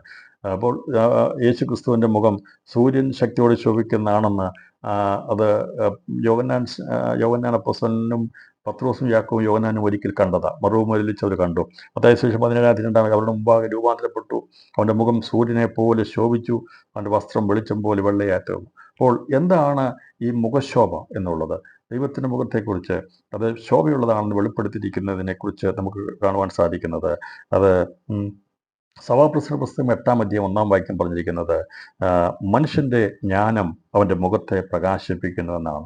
നമുക്ക് പല ഫോട്ടോയ്ക്കകത്തൊക്കെ പ്രകാശം മുഖത്ത് റേഡിയൻസ് മുഖത്തിൻ്റെ പ്രകാശനം കൊടുത്താണ് വരച്ചു വെച്ചിരിക്കുന്നത്. പലരുടെയും ചിന്തകളൊക്കെ വലിയ ജ്ഞാനികളായിട്ടുള്ളവരുടെയൊക്കെ മുഖത്തെ അങ്ങനെ പ്രകാശിപ്പിച്ച് വയ്ക്കാറുണ്ട്. കാരണം വെച്ചാൽ അവിടെ മുഖം ഇപ്പോൾ മനുഷ്യൻ്റെ ജ്ഞാനമാണ് അവൻ്റെ മുഖത്തെ പ്രകാശിപ്പിക്കുന്നത്. അപ്പോൾ ഇങ്ങനെ മനുഷ്യന് ജ്ഞാനം പ്രാപിച്ച നരനും ഭാഗ്യവാൻ എന്ന് പറഞ്ഞിരിക്കുന്നത് പോലെ ആ ഒരു വ്യക്തിയായിരുന്നു മോശ. പുറപ്പാട് പുസ്തകം 34-ാം അധ്യായം അതിൻ്റെ 29 മുതൽ 35 വരെയുള്ള വാക്യങ്ങൾ വായിക്കുമ്പോൾ ആദമിന് നഷ്ടപ്പെട്ടു പോയ തേജസ് നഷ്ടപ്പെട്ട ശേഷമായി അല്പമെങ്കിലും തേജസ് പ്രാപിച്ചൊരു വ്യക്തി ഭൂമിയിലുണ്ടായിരുന്നതിൽ പ്രഥമ വ്യക്തി മോശയായിരുന്നു. മോശയെക്കുറിച്ച് പറയുമ്പോൾ അദ്ദേഹം ഭൂമിയിൽ അതിസൗമ്യനായിരുന്നു നമ്മൾ. ആ കാലഘട്ടത്തിൽ ജീവിച്ചവരിൽ ദൈവം സാക്ഷ്യപ്പെടുത്തിയ വ്യക്തികളെ കുറിച്ച് ബൈബിൾ പറഞ്ഞിട്ടുണ്ട്. ഒന്ന്, മോശയെക്കുറിച്ച് ദൈവം സാക്ഷ്യപ്പെടുത്തി. 2, ഇയ്യോബിനെക്കുറിച്ച് ദൈവം സാക്ഷ്യപ്പെടുത്തി. ഈ കാലഘട്ടത്തിൽ ദൈവം നമ്മളെക്കുറിച്ചും സാക്ഷ്യപ്പെടുത്തണം. ഈ കാലഘട്ടത്തിൽ എനിക്ക് വേണ്ടി നിൽക്കുന്നവരാണ് എൻ്റെ സഭയിലുള്ള പ്രിയപ്പെട്ടവർ എന്നുള്ളത് ദൈവം സാക്ഷ്യപ്പെടുത്തും. അന്ന് മോശയെക്കുറിച്ച് സാക്ഷ്യപ്പെടുത്തിയപ്പോൾ അവൻ ഭൂമിയിൽ അതിസൗമ്യനായിരുന്നു സംഖ്യാപുസ്തകത്തിൽ രേഖപ്പെടുത്തിയിട്ടുണ്ട്. എന്താണ് മോശയുടെ മുഖം ശോഭിപ്പാൻ കാരണമായി തീർന്നത് എന്നുള്ളത് നമുക്ക് ചിന്തിക്കുമ്പോൾ ഞാൻ പറഞ്ഞല്ലോ, മുഖ തേജസ് ഉണ്ടായിരുന്ന ജ്ഞാനിയായിരുന്ന അല്ലെങ്കിൽ ദൈവത്തിൻ്റെ തേജസ് മുഖാന്തരമായ ആത്മജ്ഞാനമുണ്ടായിരുന്ന ദൈവകൃപ ഉണ്ടായിരുന്ന ആദമും ഹവ്വയും തേജസ്സുള്ളവരായിരുന്നു. തേജസ് നഷ്ടപ്പെട്ടായി തീർന്ന ശേഷമായി മുഖത്തിൻ്റെ തേജസ് ലഭിച്ച ഒരു വ്യക്തിയാണ് നമുക്ക് ദർശിക്കാൻ കഴിയുന്നത് മോശയിലാണ്. മോശയ്ക്ക് ജ്ഞാനം ലഭിച്ചു. കാരണം അവൻ ഫറവോൻ്റെ കൊട്ടാരത്തിൽ വളർന്ന് ലോകപ്രകാരമുള്ള എല്ലാ അവിടുത്തെ അറിവും ജ്ഞാനവും എല്ലാം സമ്പാദിച്ച് അവൻ അതിൽ വളരെ കഴിവുള്ളവനായിരുന്നു, കഠിനതയുള്ളവനായിരുന്നു. അത് അവനെ ഫറവോൻ്റെ ജ്ഞാനമെല്ലാം പഠിച്ച് ഗ്രഹിച്ചു കഴിഞ്ഞാൽ ഇരുമ്പ് പോലെയായി തീരും. നല്ല ശക്തിയുള്ളവനാണ്. അതുകൊണ്ടാണ് ഒരു മനുഷ്യനെ ഒറ്റയടിക്ക് വന്ന് മണലിൽ താഴ്ത്തിയിട്ടത്. അവൻ പഠിച്ച കഴിവും അവൻ്റെ ജ്ഞാനവും അല്ലെങ്കിൽ അവൻ്റെ അന്ന് അഭ്യസിച്ച കഴിവുകൊണ്ടാണ്. ഫറവോൻ്റെ മകനായി വളർന്ന് ഫറവോൻ്റെ കൊട്ടാരത്തിൽ വളർന്നപ്പോൾ അവൻ അതിൻ്റെ ജ്ഞാനത്തിലും കഴിവിലൊക്കെ വളർന്നു വന്നവനാണ്. അപ്പോൾ അങ്ങനെ ആണ് സംസാരിച്ചപ്പോൾ ഇഷ്ടപ്പെട്ടെന്ന് കണ്ടപ്പോൾ ഒറ്റയടി കൊടുത്ത് അവനെ കൊന്ന് മണലിൽ കുഴിച്ചിട്ടിട്ട് കഴിഞ്ഞ് പേടിച്ചോടിപ്പോയത്. ആ പോയ പോക്കിൽ ഇവൻ വിക്കനായി തീർന്നു. ദൈവം ഇവനെ മറപ്പിച്ച് കളഞ്ഞു. ഇവൻ അവിടെ പഠിച്ചിരുന്ന എല്ലാ അഭ്യാസങ്ങളും ഫറവോൻ്റെ ദാസിയുടെ മകനെന്നുള്ള സകല ജ്ഞാനവും അവൻ വിട്ടുകളഞ്ഞു. 40 വർഷം മരുഭൂമിയിൽ അവൻ ഒരു ആട്ടിടയനായി ആടുകളെ നടത്തുവാൻ വേണ്ടി വടിയും പിടിച്ചു പോയി. അവസാനം ദൈവത്തിന് സമയമായപ്പോൾ അവനെ ദൈവം വെന്തുപോകാത്ത അരിയിൽ കൊണ്ടുപോയി തേജോമനായ ദൈവന് വെളിപ്പെടുവാൻ ഇടയാത്തുന്നു. അവിടെ വെച്ചാണ് അവന് മാറ്റമുണ്ട് അവനെ മടക്കിക്കൊണ്ടിരുന്നത്. മോശയെക്കുറിച്ച് നമുക്കറിയാം. അപ്പോൾ അവനെ ജനനായകനായിട്ട് ഇസ്രായേൽ ജനത്തെ വിടിവിക്കാൻ വേണ്ടി ദൈവം കണ്ട വ്യക്തി. അവൻ പഠിച്ചത് മുഴുവനെ മറപ്പിച്ചു കളഞ്ഞു. ലോകത്തിൻ്റെ സകല ജ്ഞാനവും അഭ്യസിച്ച് മുഴുവൻ ഒന്നുമില്ലാതായി ആടുകളെ കൊണ്ടുനടന്ന ആടുകളുടെ ജീവിതത്തിന് പിന്നാലെ നടന്ന് പിന്നീട് അവനെ ദൈവം പഠിപ്പിച്ചു. പഠിപ്പിച്ചവനെ ഒരു പ്രാവശ്യം സിനായ് പർവ്വതത്തിൽ കൊണ്ടുപോയി മടങ്ങി വന്നു. 2ാമത്തെ പ്രാവശ്യം അവൻ പോയിരുന്ന് ഇറങ്ങി വരുന്നതിനെക്കുറിച്ചാണ് ഇവിടെ രേഖപ്പെടുത്തിയിരിക്കുന്നത്. 34-ാം അധ്യായം 29 മുതൽ 25 വരെയുള്ള വാക്യങ്ങൾ. 34-ാം അധ്യായത്തിൽ പിന്നെയും മോശയോട് കൽപ്പിച്ചത് എന്നാൽ മുമ്പിലത്തെ പോലെ രണ്ട് കൽപ്പലകൾ ചെത്തിക്കൊള്ളുക. എന്നാൽ നീ പൊട്ടിച്ചു കളഞ്ഞ മുമ്പിലത്തെ പലകയിൽ ഉണ്ടായിരുന്ന വചനങ്ങൾ ഞാൻ ആ പലകയിൽ എഴുതും. നീ രാവിലെ തന്നെ സീനായി പർവ്വതത്തിൽ കയറി പർവ്വതത്തിന് മുകളിൽ എൻ്റെ സന്നിധിയിൽ വരാണമെന്ന് പറഞ്ഞു. അങ്ങനെ അവിടെ പോയിരുന്ന് ദൈവം പറഞ്ഞ ആലോചനകളെല്ലാം കേട്ട് അവൻ മടങ്ങി വരുന്ന സമയം 10 വചന കൽപ്പനകളൊക്കെ മടങ്ങി വരുന്ന സമയത്തെക്കുറിച്ചാണ് രേഖപ്പെടുത്തുന്നതും 29 മുതൽ വാക്യങ്ങൾ. അവൻ തന്നോട് അരുളിച്ചെയ്തത് നിമിത്തം തൻ്റെ മുഖത്തിൻ്റെ ത്വക്ക് പ്രകാശിച്ചു എന്ന് മോശ സാക്ഷ്യത്തിൻ്റെ പലക രണ്ടും കയ്യിൽ പിടിച്ചുകൊണ്ട് സീനായി പർവ്വതത്തിൽ ഇറങ്ങുമ്പോൾ അറിഞ്ഞില്ല. എന്നോട് പറയാൻ കാരണം, മോശ അന്ന് ഈ കൽപ്പലകളിൽ എഴുതിയ കഠിനമായ പ്രമാണവുമായിട്ട് ഇറങ്ങി വരുമ്പോൾ ആ പിടിച്ചവൻ്റെ മുഖത്ത് ത്വക്ക് പ്രകാശിച്ചിരുന്നു. ഇതിവൻ അറിഞ്ഞിരുന്നില്ല. അങ്ങനെ ഇറങ്ങി വന്നപ്പോൾ മോശയുടെ അഹരോനും മറ്റുള്ള വന്നപ്പോൾ ഇവൻ്റെ മുഖം ശോഭിച്ചിരിക്കുന്നത് കണ്ടപ്പോൾ അവർക്ക് ഭയം തോന്നി. അതുകൊണ്ട് ദൈവത്തിൻ്റെ സന്നിധിയിൽ പ്രാർത്ഥനയ്ക്കാൻ ആലോചന കടന്നു ചെല്ലുമ്പോൾ മൂടുപടം മാറ്റിയേ പോവുകയുള്ളൂ. വെളിയിലിറങ്ങുമ്പോൾ മൂടുപടം ഇട്ടു വന്നപ്പോൾ ഞങ്ങൾ മോശയുടെ മുഖത്ത് മൂടുപടം മാറാതെ ഇരുന്ന് കാരണം അവൻ്റെ മുഖം തേജസ്സിരുന്നു. ഞാൻ വിശ്വസിക്കുന്നത് മരിക്കുന്നവരെ അവൻ്റെ മുഖത്തിൻ്റെ ശോഭ മാറിപ്പോയില്ല. അവന് വെളിച്ചമുണ്ടായിരുന്ന കാരണം അവനെ ദൈവത്തിൻ്റെ ജ്ഞാനം അവൻ്റെ മുഖത്തെ പ്രകാശിപ്പിച്ചെന്നാണ് പറയുന്നത്. ദൈവത്തിൻ്റെ ജ്ഞാനമാണ് ലഭിച്ചത്. ദൈവത്തിൻ്റെ തേജസ്സിനോടുള്ള ബന്ധത്തിൽ അവന് അഗ്നിമയമായ പ്രമാണമായ ഈ പ്രമാണം പിടിച്ചുകൊണ്ട് ഇറങ്ങി വന്നപ്പോൾ അവൻ്റെ മുഖത്തിന് ശോഭയുണ്ടായിരുന്നെങ്കിൽ അഗ്നിമയ പ്രമാണമായിരിക്കുന്ന യേശു ക്രിസ്തു, ദൈവത്തിൻ്റെ സാക്ഷാൽ പ്രമാണമായിരിക്കുന്ന ക്രിസ്തുവിൻ്റെ മുഖം സൂര്യനെ പോലെ ശോഭിച്ചു എന്നുള്ളത് രേഖപ്പെടുത്തിയിരിക്കുന്ന അതിശക്തിയല്ല. അപ്പോൾ മോശയ്ക്ക് ലഭിച്ചത് 10 കൽപ്പനകളുടെ കല്ലിലെഴുതിയ പ്രമാണത്തിൻ്റെ ആ പ്രമാണം കൊണ്ടുവന്ന മോശയുടെ മുഖത്തിൻ്റെ ത്വക്ക് പ്രകാശിച്ചെങ്കിൽ സകല ജ്ഞാനവും എല്ലാം ഗുപ്തമായിട്ടിരിക്കുന്ന യേശു ക്രിസ്തുവിൻ്റെ മുഖത്തിൻ്റെ ശോഭ എന്നുള്ളത് ഞാനിതേക്കുറിച്ച് കൂടുതൽ ഇനി വിശദീകരിക്കേണ്ട ആവശ്യമില്ല. അപ്പം മോശയുടെ മുഖത്തിൻ്റെ ത്വക്കിന് വെളിച്ചമുണ്ടായത് അവന് ലഭിച്ച ജ്ഞാനം കൊണ്ടാണെങ്കിൽ, അവൻ ദൈവമായിട്ടുള്ള അടുത്തിരുന്ന മുഖാന്തരമാണെങ്കിൽ, പ്രിയപ്പെട്ടവരെ പുതിയ നിയമത്തിലേക്ക് വരുമ്പോൾ യേശു ക്രിസ്തുവിൻ്റെ മുഖശോഭ എന്ന് പറയുമ്പോൾ അവനിൽ ഉണ്ടായിരുന്ന ജ്ഞാനം എത്ര വലുതായിരുന്നു അതേക്കുറിച്ചാണ് പറഞ്ഞിരിക്കുന്നത്. സകല ജ്ഞാനത്തിൻ്റെയും പരിജ്ഞാനത്തിൻ്റെയും നിക്ഷേപങ്ങളൊക്കെയും ഗുപ്തമായിട്ടിരിക്കുന്നു. ക്രിസ്തു യേശുവിലാണ് അതിൻ്റെ ഉത്ഭവസ്ഥാനം. അങ്ങനെയാണെങ്കിൽ അവൻ്റെ മുഖം സൂര്യനെ പോലെ ശോഭിച്ചതായിട്ട് ഒരിക്കൽ ഇവർ കണ്ടു. അത് കാണിച്ചു കൊടുത്തത് ഇത് കണ്ട പത്രോസിനെ യാക്കോബിൻ്റെയും യോഹന്നാൻ്റെയും ഹൃദയദൃഷ്ടി പ്രകാശിപ്പിച്ചിട്ട് അവർ വിദൂരമായിരിക്കുന്ന അവർ ഭൂതവർത്തമാന ഭാവി കാലങ്ങളെക്കുറിച്ചുള്ള ദൈവരാജ്യത്തെക്കുറിച്ചുള്ള മർമ്മങ്ങൾ അവിടെ മനസ്സിലാക്കിയെടുക്കുവാനായിട്ട് സാധിച്ചു. അവർക്ക് 3 പേർക്കും അത് ക്രിസ്തു യേശുവിൻ്റെ മുഖപ്രകാശത്തിൻ്റെ മുഖാന്തരമായി ഹൃദയദൃഷ്ടി പ്രകാശിപ്പിച്ചപ്പോഴാണ് മോശയും ഏലിയായും പ്രത്യക്ഷപ്പെട്ടതിനെക്കുറിച്ചും ഉള്ള കാര്യങ്ങളെക്കുറിച്ച് അവിടെ വെളിപ്പെടുവാനിടയാക്കുന്നത്. അപ്പോൾ അങ്ങനെയാണെങ്കിൽ ദൈവത്തിൻ്റെ പുത്രനായിരിക്കുന്ന ക്രിസ്തു അവൻ സകല ജ്ഞാനത്തിൻ്റെയും പരിജ്ഞാനത്തിൻ്റെയും നിക്ഷേപമായിരിക്കുന്ന ക്രിസ്തുവിൻ്റെ മുഖത്തിൻ്റെ തേജസ് അത് നമ്മെ പ്രകാശിപ്പിക്കുന്നതാണ്. അത് കഥാവ് ഞാൻ ലോകത്തിൻ്റെ വെളിച്ചമാകുന്നു. ഏറ്റവും ജ്ഞാനമേറിയ കാര്യം, ഏറ്റവും പരിജ്ഞാനത്തിൻ്റെ കാര്യം ഈ ലോകത്തിൽ അറിയപ്പെടാണ്ട് മനുഷ്യവംശത്തെ അറിഞ്ഞിരിക്കേണ്ട ഏറ്റവും വലിയ ജ്ഞാനം ക്രിസ്തു മുഖാന്തരമുള്ള രക്ഷയാണ്. യേശു ക്രിസ്തു മുഖാന്തരമുള്ള നിത്യജീവനാണ്. ക്രിസ്തു യേശു മുഖാന്തരമുള്ള വെളിച്ചത്തെങ്കിൽ വസിക്കാനുള്ള വഴി തുറക്കപ്പെടുന്നതിനെയാണ് ഇവിടെ അവൻ്റെ മുഖം ശോഭിതമായിരിക്കുന്നു എന്ന് കാണിച്ചിരിക്കുന്നത്. അപ്പോൾ അവൻ്റെ പ്രയത്നബലം കണ്ട് 2 കാര്യമാണ് ഇവിടെ കാണുന്നത്. ഒന്ന്, ആത്മമരണത്തിലായിരുന്ന മനുഷ്യവർഗത്തെ ജീവിപ്പിക്കുന്നത് ജീവൻ്റെ പ്രകാശമായിരിക്കുന്ന യേശു ക്രിസ്തുവിൻ്റെ പരിജ്ഞാനത്താലാണ്. അത് ക്രിസ്തുവിൻ്റെ പരിജ്ഞാനം അത് ലോകത്തിന് ഭോഷത്വമാണ്. എന്നാൽ നൂറ്റാണ്ടുകൾക്ക് മുമ്പ്, ആയിരക്കണക്കിന് വർഷങ്ങൾക്ക് മുമ്പ് യെശയ്യാവ് ഇപ്രകാരം രേഖപ്പെടുത്തി, അവൻ തൻ്റെ പ്രയത്നബലം കൊണ്ട് തൃപ്തനാകും, നീതിമാനായ എൻ്റെ ദാസൻ തൻ്റെ പരിജ്ഞാനം കൊണ്ട് പലരെയും നീതീകരിക്കും, അവിടെ അകത്യങ്ങളെ അവൻ വഹിക്കും. ഈ ജ്ഞാനം മറഞ്ഞിരുന്നാണ്.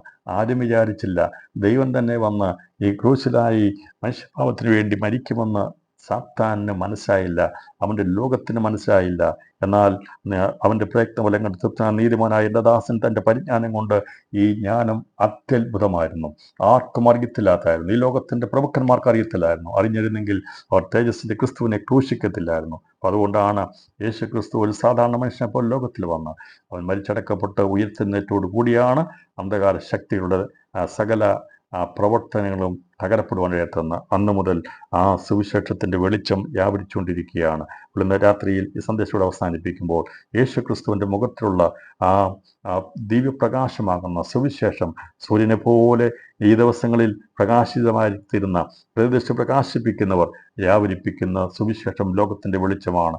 ദിവസങ്ങളിൽ ദൈവത്തിൻ്റെ വചനമുള്ള ഞാനും നിങ്ങളും കടന്നു പോകുന്ന സ്ഥലങ്ങളിൽ അത് പ്രിയപ്പെട്ടവരെ അത് വെളിച്ചമായി അനേകരുടെ ഹൃദയങ്ങളിലേക്ക് കടന്നു ചെല്ലുവാൻ ദൈവാത്മാവ് ഇടപെട്ടുകൊണ്ടിരിക്കുന്നു. അപ്പോൾ ദൈവത്തിൻ്റെ പരിജ്ഞാനമായിരിക്കുന്ന ക്രിസ്തുവേശു മുഖാന്തരമായി അവൻ്റെ മുഖത്തെ പ്രകാശം കൊണ്ട് ആ പരിജ്ഞാനം കൊണ്ട് പലരെയും നീതീകരിക്കുന്നു. ആത്മീയ ജീവൻ പ്രാപിച്ചവർ ദൈവത്തോട് അടുക്കും തോറും അവരുടെ ഹൃദയദൃഷ്ടി പ്രകാശിക്കപ്പെട്ട് പരിജ്ഞാന പൂർത്തീകരണത്തിലേക്ക് നയിക്കപ്പെടുന്നു. നമുക്കറിയാം, ഒരു വെളിച്ചത്തിൻ്റെ ഉറവിടമിരിക്കുന്ന സ്ഥലത്തേക്ക് നാം അടുക്കും തോറും നമ്മുടെ കണ്ണുകൾക്ക് ആ പ്രകാശം കൂടുന്നുണ്ടെങ്കിൽ ഇന്ന് രാത്രിയിൽ സന്ദേശം ഞാൻ അവസാനിപ്പിക്കുമ്പോൾ അതേ ഈ ക്രിസ്തുവാകുന്ന വചനത്തോട് ആ വെളിച്ചത്തോട് നാം ഇന്നലെക്കാൾ ഇന്ന് അടുക്കുകയാണെങ്കിൽ നമ്മുടെ തേജസ്സിന്മേൽ തേജസ് പ്രാപിപ്പാനിടയാത്തിനും എല്ലാ കണ്ണുകളും ദൈവം അറിയപ്പെട്ടാട്ട്. ദിവസങ്ങളിൽ ക്രിസ്തു മുഖാന്തരം നമ്മുടെ തേജസ് വർദ്ധി, നമ്മുടെ ഹൃദയദൃഷ്ടി ഇന്നലെ ഉണ്ടായതിനേക്കാൾ നമ്മുടെ ഹൃദയദൃഷ്ടി പ്രകാശിപ്പിച്ചിട്ട് ക്രിസ്തുവേശിൻ്റെ വിളിയാലുള്ള ആശയം തിരിച്ചറിഞ്ഞ് തേജസ്സിന്മേൽ തേജസ് പ്രാപിപ്പാൻ ദിവസങ്ങളിൽ നമുക്ക് അടുത്തിയെല്ലാം അത് അവരോട് അടുത്തിയെല്ലാം ഓരോ ദിവസം ചെല്ലും തോറും നമ്മുടെ ദൂരം കുറഞ്ഞുകൊണ്ടിരിക്കുകയാണ്. ആ ക്രിസ്തുയേശുവാകുന്ന വെളിച്ചത്തോട് നാം അടുക്കാൻ പോകുന്നതുകൊണ്ട് ആ തേജസ്സിൻ്റെ പൂർത്തീകരണത്തിലേക്ക് കർത്താവ് നമ്മെ അനുദിനം നയിക്കുന്നു. ഈ നാം ഓരോ നിമിഷം ചെല്ലും തോറും പുറകോട്ട് പോകുകയല്ല, കുറഞ്ഞു പോകുകയല്ല.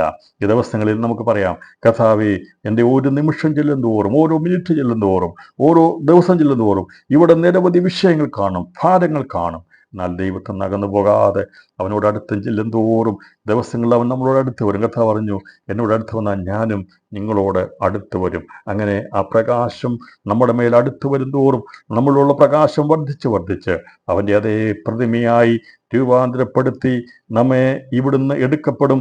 അതിനുവേണ്ടി ഒരുക്കിക്കൊണ്ടിരിക്കുന്ന യേശു ക്രിസ്തുവിൻ്റെ മുഖത്തിൻ്റെ ആ പ്രകാശത്തിൻ്റെ ശോഭ ദിവസങ്ങളിൽ നമ്മളെ ശോഭയുള്ളതാക്കി തീർക്കട്ടെ. ശോഭിതയുള്ള കൂട്ടരുമായി ഒന്നിച്ചു ചേരുന്നവരെയും അവരുടെ കൂട്ടത്തിലായിത്തീരുന്നവരെയും ക്രിസ്തുവേശനോട് ചേരുവാനുള്ള മുഖശോഭയെങ്കിലേക്ക് നടത്താൻ വേണ്ടിയാണ് അവൻ്റെ മുഖം സൂര്യനെ പോലെ ശോഭിക്കുന്നത്. മോശയുടെ മുഖം, മോശയുടെ അവൻ്റെ പ്രകാശിപ്പാനിടയാത്തുന്നു. അവർക്കത് കാണാൻ കഴിയാതെ മൂടുപടമിടുവാനിടത്തുന്നെങ്കിൽ യേശു ക്രിസ്തുവിൻ്റെ മുഖ തേജസ് കാണുവാൻ ഭാഗ്യം ലഭിച്ച പത്രോസ്, യാക്കോബ്, യോഹന്നാൻ പത്മോസിൽ വെച്ച് അവൻ കാണുകയാണ്.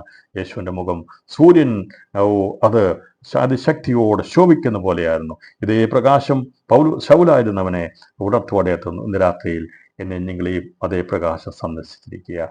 ഉദയം നമ്മെ സന്ദർശിച്ചിരിക്കുന്നു. ദൈവത്തിൻ്റെ ആ പ്രകാശം നമ്മളെ അനുദിനം അത് തേജസ്സിന്മേൽ തേജസ് എന്ന് ക്രിസ്തുവിനോട് കൂടുതൽ അടുത്തടുത്ത് ചെല്ലുവാൻ അവൻ്റെ വരവിന് വേണ്ടി ഒരുക്കപ്പെടുവാൻ ദൈവം നമ്മളെ സഹായിക്കട്ടെ എന്ന ദൂത് കൈമാറിക്കൊണ്ട് ദൈവം വെച്ചാൽ വെള്ളിയാഴ്ച വീണ്ടും നമുക്ക് ദൈവത്തിൻ്റെ പഠനത്തിനായി കൂടി വരാം. അതുവരെയും കർത്താവിൻ്റെ കാര്യങ്ങളെ ഏൽപ്പിച്ചു കൊടുത്തുകൊണ്ട് നമുക്ക് പ്രാർത്ഥിക്കാം. കർത്താവ് നമ്മെ ധാരാളമായി അനുഗ്രഹിക്കട്ടെ. ഇവ കേട്ട എല്ലാവരോടും ഒരിക്കൽ കൂടി നന്ദി പറയുന്നു. ദൈവമായ കർത്താവിനോട് കൂടുതൽ ചേർന്ന് നമ്മുടെ ഹൃദയദൃഷ്ടി പ്രകാശിപ്പിച്ച് തേജസ്സിന്മേൽ തേജസ് പ്രാപിച്ച് അവൻ്റെ അതേ പ്രതിരൂപമായി തീരുവാൻ പരിശുദ്ധമാവ് നമ്മെ ദിവസങ്ങളിൽ ചെത്തിപിടിപ്പാക്കി കർത്താവിൻ്റെ കാര്യങ്ങൾ വഹിക്കപ്പെടട്ടെ എന്നുള്ള സന്ദേശം കൈമാറിക്കൊണ്ട് വിരാമപ്പെടുന്നു. ദൈവമായ കർത്താവ് നമ്മെ ധാരാളമായി അനുഗ്രഹിക്കുമാറാകട്ടെ.